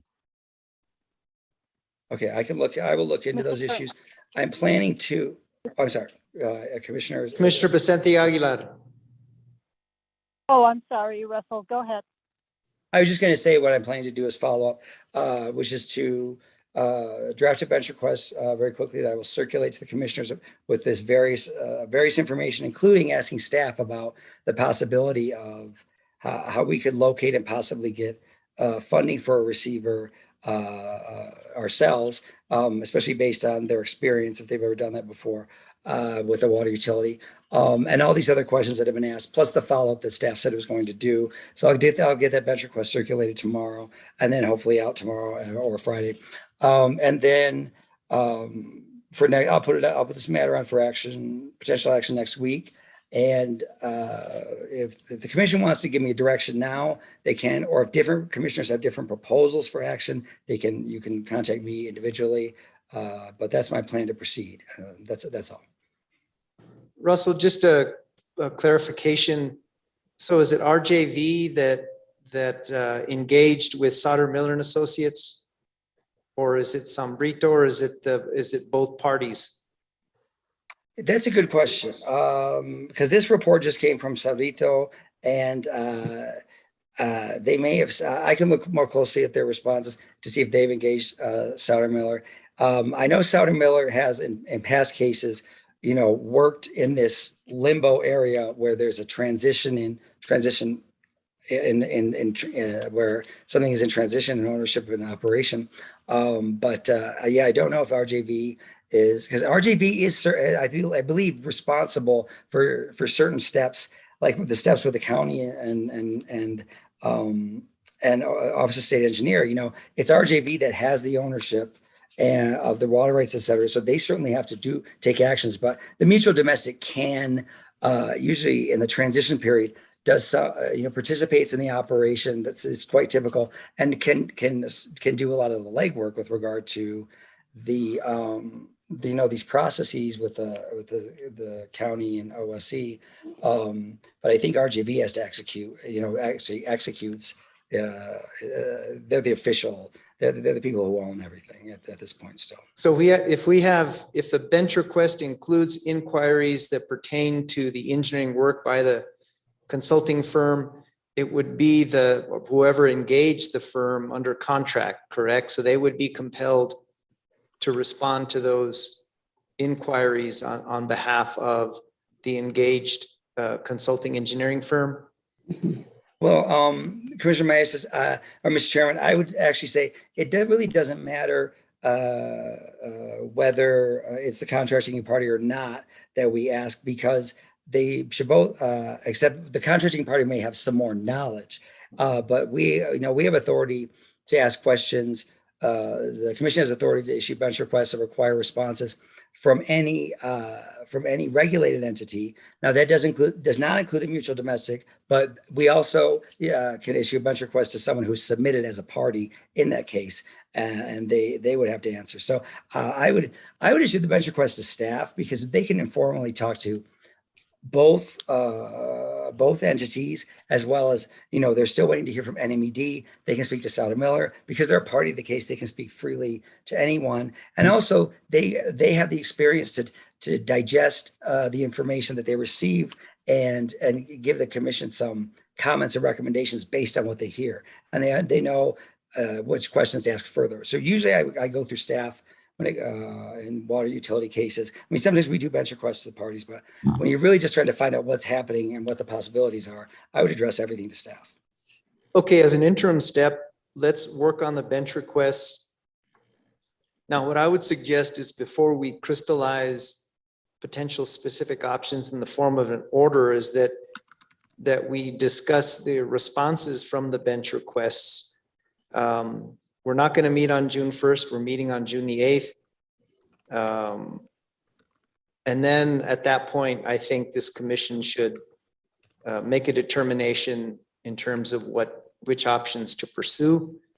That'd be my suggestion, is that we revisit this as a discussion on June the 8th, and it'll give all of us time to think about the various options. And then we can come up with a course of action on June the 8th. Mr. Chair, realize that's further delay. Yes, Vice Chair Hall. Well, I was just going to ask, when are you going to, so that seems to contemplate that the responses would be due certainly in advance of the June 8th meeting, so we'd be able to look at them. Yeah, absolutely. And, this last round of bench requests, I think, based on the responses, maybe was a bit rushed, since I think, was it legal counsel for RJV didn't sign on to it. But we're gonna require that in this next round, that they respond to this next bench request. So how soon do we want them? I'm sorry, go ahead, Commissioner Hall. Well, how soon? So we want them in advance of the May 8th meeting. June 8th. By the Friday before or something. Is that enough time, you feel, Russell? Yes, Mr. Chairman, Commissioner Hall, because I'll try to get it out tomorrow, giving the commissioners a chance to review. And I guess I'll do multiple bench requests, because most of the questions will be to staff, because it's best to have staff really look into all these things. But I think there will be we can do some questions directly to RJV and San Vito as well. So we can do three. I can do 3 bench requests, and getting them out tomorrow. We could even very detailed ones we could have, or Friday if it goes out Friday. I think a week is more than enough time. This was a compressed schedule. Really, the bench request was just to staff, though. And staff did a fantastic job in responding. They did a very detailed response. So with a week, I think everybody will do a good job in responding. Now, the other thing too is, perhaps on June the 8th, we can take a more specific action on the fines to date, and seek collection. And yes, and Mr. Mr. Chairman. Smith, okay, I'm sorry, go ahead. Commissioner Vicente Aguilar and then Russell. Yes, I'm thinking about what Commissioner Fishman stated earlier. We don't trust any of the parties to resolve this situation. Earlier in my statement, I stated that the staff has not provided a comprehensive report. What I understand from Russell is that they investigate the water issues, the location, what the community members are facing, what their, what the whole problem is. So thank you for clarifying that, Russell. I want to go further. Does the commissioners want to look at someone in-house that can assist us on this case? Of course, Russell will be leading as well on the legal issues, but I'm thinking about somebody that's going to look at the capital outlay, somebody that's going to work with the state engineers, somebody that's going to work with the environment department, and see how we can join together and have a project that's going to be more comprehensive. Do we have a technical advisor for the commissioners that's already on board? Can we look at someone like that? That's my, the only second thing that I thought of while we were discussing this case. Thank you. Thank you, Commissioner. I'm sorry. Yeah, Russell, I think we can handle those through the bench request, correct, to staff? Yes, Mr. Chairman and Commissioner Vicente Aguilar. The commission, as of right now, only has one member of an advisory staff that's directly advising the commission. That's John Olmsted, the accounting advisor. But also because this is an adjudicated case, any instruction, it's really, okay, let me get this clearer. First of all, it is staff, our water utility staff, especially someone like Tim Martinez, who has many years of experience handling these water utility situations, who they do assist, they have assisted, they can assist, they can work with the parties freely to try to make things happen.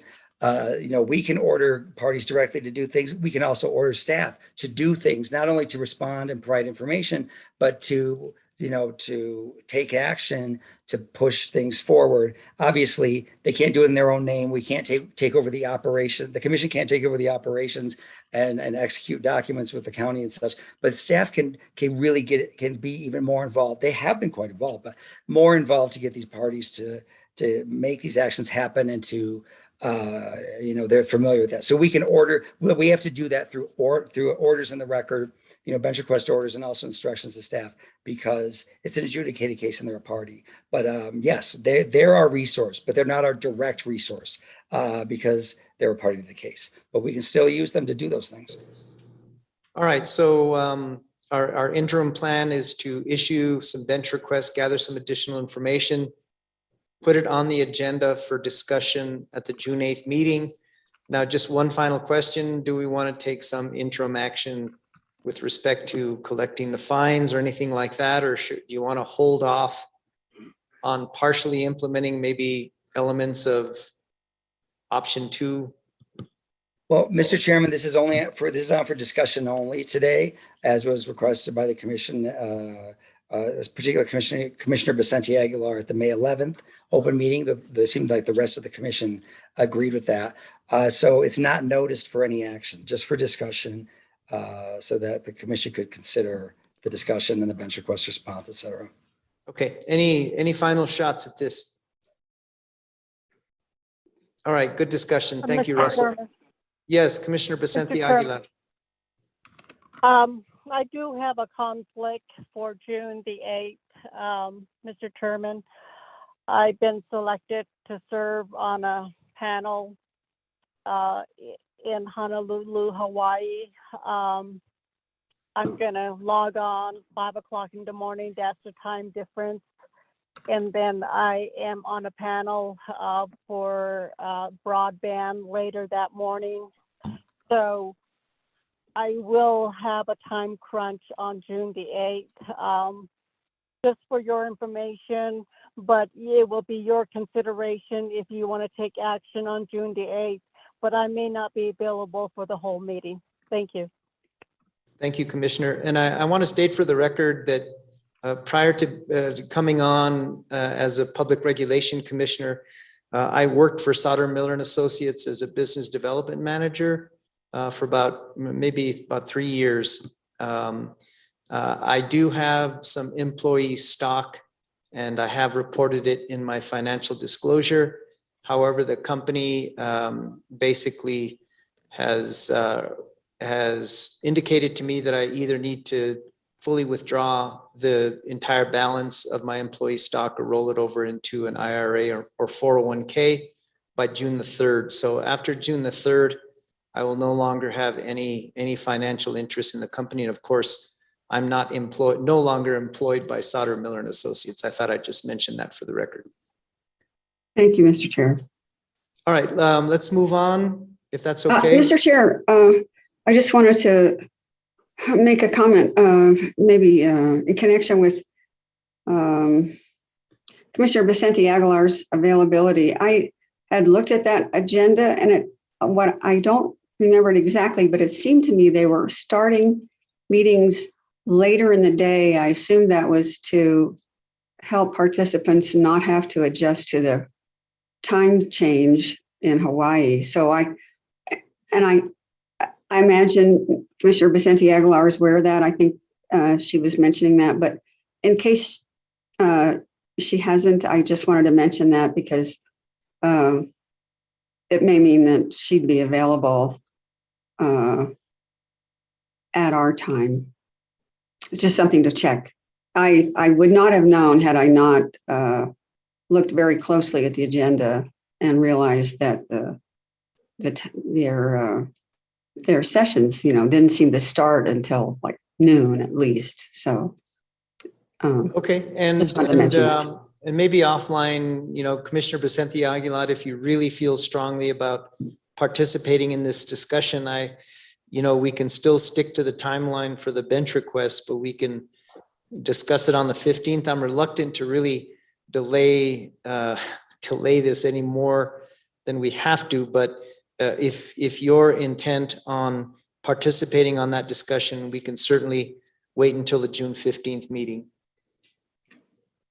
Well, Mr. Chairman, we can ask Isaac if it's possible, if he can put Rosa Joint Venture case at the beginning of the agenda on June the 8th.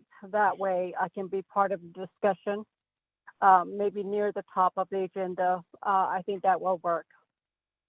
Okay, thank you, Commissioner. Thank you for that, everyone. Let's go ahead and move on to matters or communications with the Chief of Staff. Wayne, welcome. Thank you, Mr. Chairman and members of the commission. It's good to be here. Nice to see everybody. Having spent the morning in an advanced rate making class and now having just gone through your regular commission meeting, my guess is you're either ready for a nap or an adult beverage. So I will be brief. I don't really have anything, Mr. Chairman, which is, I think, okay from time to time for me not to have anything. I think things are going fairly well here at the commission, as they should. And I think everybody's probably looking forward to the 3-day weekend, and I hope you all are too, and that you all will have a chance to get some rest this weekend. So happy to discuss anything of importance to you, however, Mr. Chairman. Okay, thank you, Wayne. Any questions for Wayne? I just have one question. Thank you, Mr. Chair.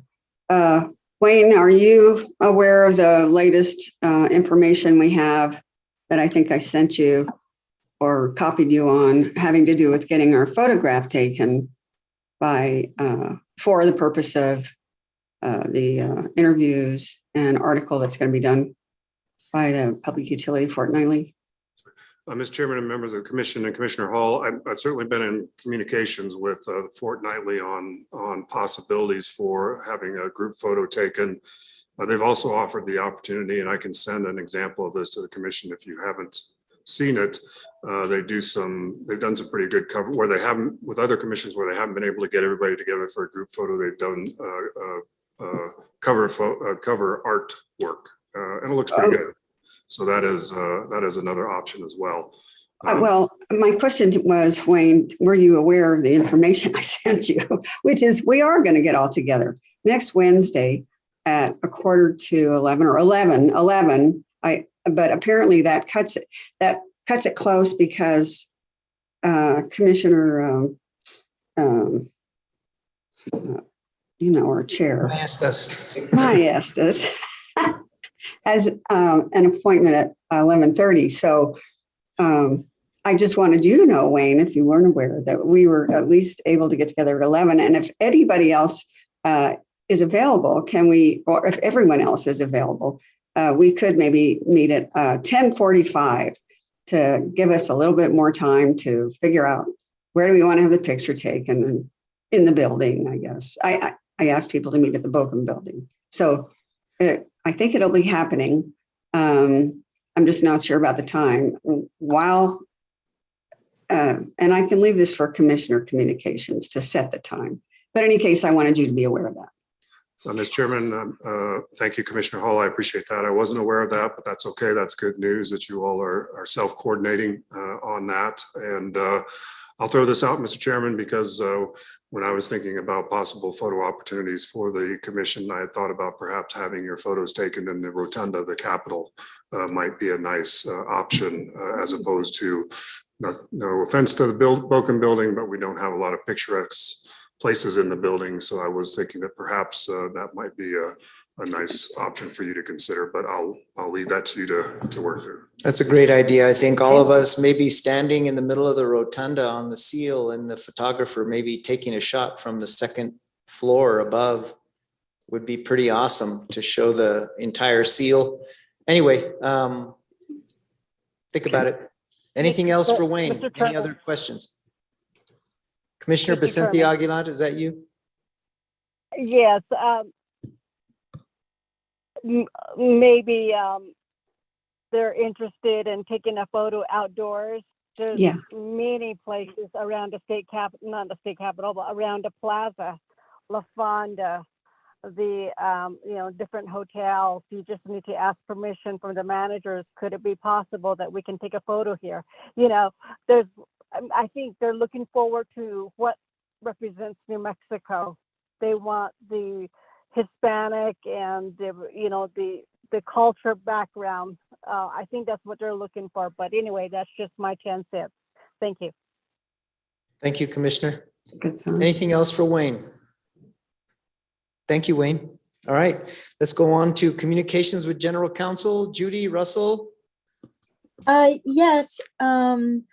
I asked the other members of OGC and no one had anything to communicate, and I don't have anything to communicate, but we are available for questions if anyone has a question. Thank you, Judy. Any questions for OGC? All right, thank you, Judy. Okay, let's go on to communications with commissioners. Any commissioners wish to? Yes, Commissioner Fishman.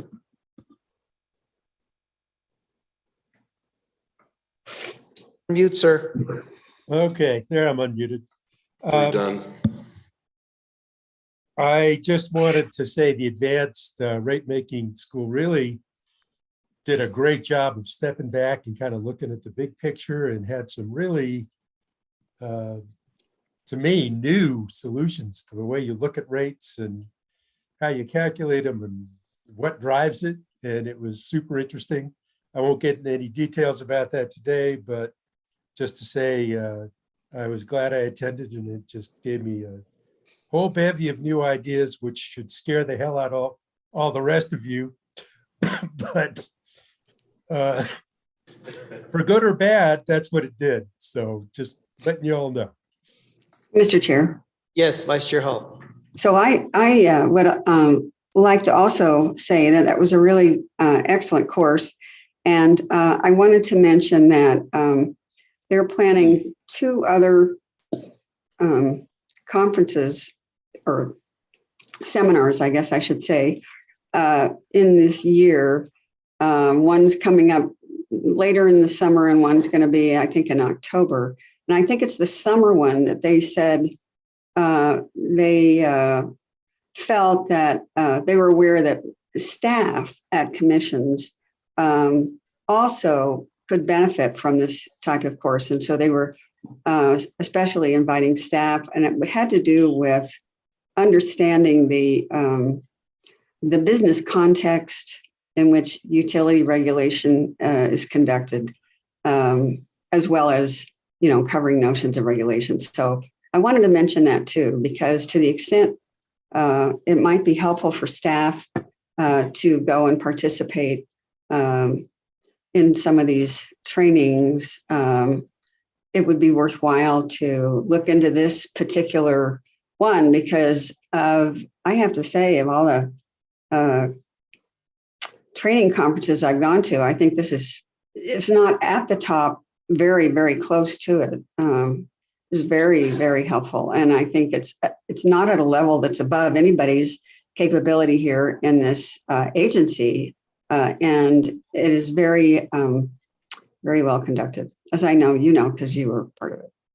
And a quick follow on, if I may. Sure, Commissioner Fishman. Is that we did have two members of staff there, an economist and was it an engineer? I don't know. Christopher Ryan? No, not Christopher. No, Christopher Dunn was there. He was there. Oh, was he there too? Yep. But And who anyway, else? they made some comments in breakout groups where Very I good. felt like they were really plugged in and thinking along, and it was great to see. So I wanted to just thank the staff folks for being there and being engaged. Yeah. Thank you. Yeah. I enjoyed the course myself. I think the big takeaway is traditional rate making is going to be a thing of the past. Mhm. And that we have a lot of, I think, a lot of new trails to blaze. But in terms of, for us, it's between now and December 31st. So it's quite an abbreviated path, but nevertheless, it was a very beneficial course. I wanted to give you all just a quick update on the proposal to select a third-party administrator to manage community solar. I'm not going to say we, but a selection committee has been convened, and they will be meeting next week to go over proposals and recommend a selection. I can't go into any details beyond that, but we are making progress in the procurement process to select a third-party administrator for our community solar program. Mr. Chair. Yes, Vice Chair Hall. Well, I think that's excellent news. That's really good. I'm glad to hear that we're moving forward on that. And I have a couple of things I want to bring up too. Okay, go ahead. I'm done. Okay. Well, first of all, since she just mentioned it, I wanted to mention, I think I'm really proud of the fact that Commissioner Vicente Aguilar is going to be going to the NARIC, Western NARIC conference, because they are having a panel on indigenous issues. And you don't see that very often. And I'm just really glad that we have someone from our part of the country and someone from our commission who's going to speak to those issues, because I think we've been at ground zero for a lot of them. And so I'm glad that she's going to be going. And I'm not going, even though I signed up, in case anybody's wondering. But the other thing I wanted to mention is that I read in the journal yesterday that there is a lawsuit that's been filed against PNM associated with the plaintiff is claiming that PNM's lack of vegetation management resulted in a fire starting. I don't remember the name of it. I don't think it was one of the larger ones, but in any case, I would like to pursue some sort of an inquiry or some action to maybe just inform of issuing bench requests, but I think I would have to find the appropriate docket in which to issue them to ask utility IOUs to provide us information about their vegetation management practices. Are they keeping up with them? Do they think their intensity of management is sufficient for the current conditions? And so I'd like to look into that. I know I mentioned that before, but I didn't take action. But now, especially having seen this item in the paper, I would like to initiate something like that again. So I was in consultation briefly with General Counsel's office yesterday with Judy Amer, and I'll work with her on what to proceed with. But I wanted to mention that and see if anybody had any comments on it. Thank you, Vice Chair Hall. Any comments on that? Okay, well, thank you for bringing that up. Any other communications from commissioners? I do want to just restate, we are not having our regular weekly meeting next week on June the 1st. Anything else? Okay, all right, everyone. Commissioner Vicente Aguilar. Yes, I would formally want to state that I will be representing New Mexico at the NARUC meeting, Western NARUC meeting in Honolulu, Hawaii. I'm on two panels. One is in reference to equity in the utility business, and the other one is on broadband. And I've been preparing for this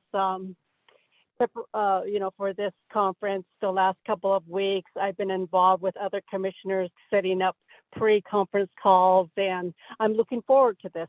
They're going to have a traditional blessing ceremony on the very first day of the conference, and I will see if I can get some videos to share, but I'll let my assistant work on that. But I'm hoping that, everything goes well, and I'm very happy and excited. And I want to wish the very best to my colleague, Commissioner Chairman Maestas, for handling the meetings this past spring, and you're headed into a big decision very shortly, and I want to wish you the very best. That's my comment. Thank you. Thank you, and thank you for representing Commissioner Vicente Aguilar. I can only just dream and wish of going to Hawaii. I've never been there, so take lots of pictures. All right, Okay. thank you. If there are no further communications, everyone, we are adjourned.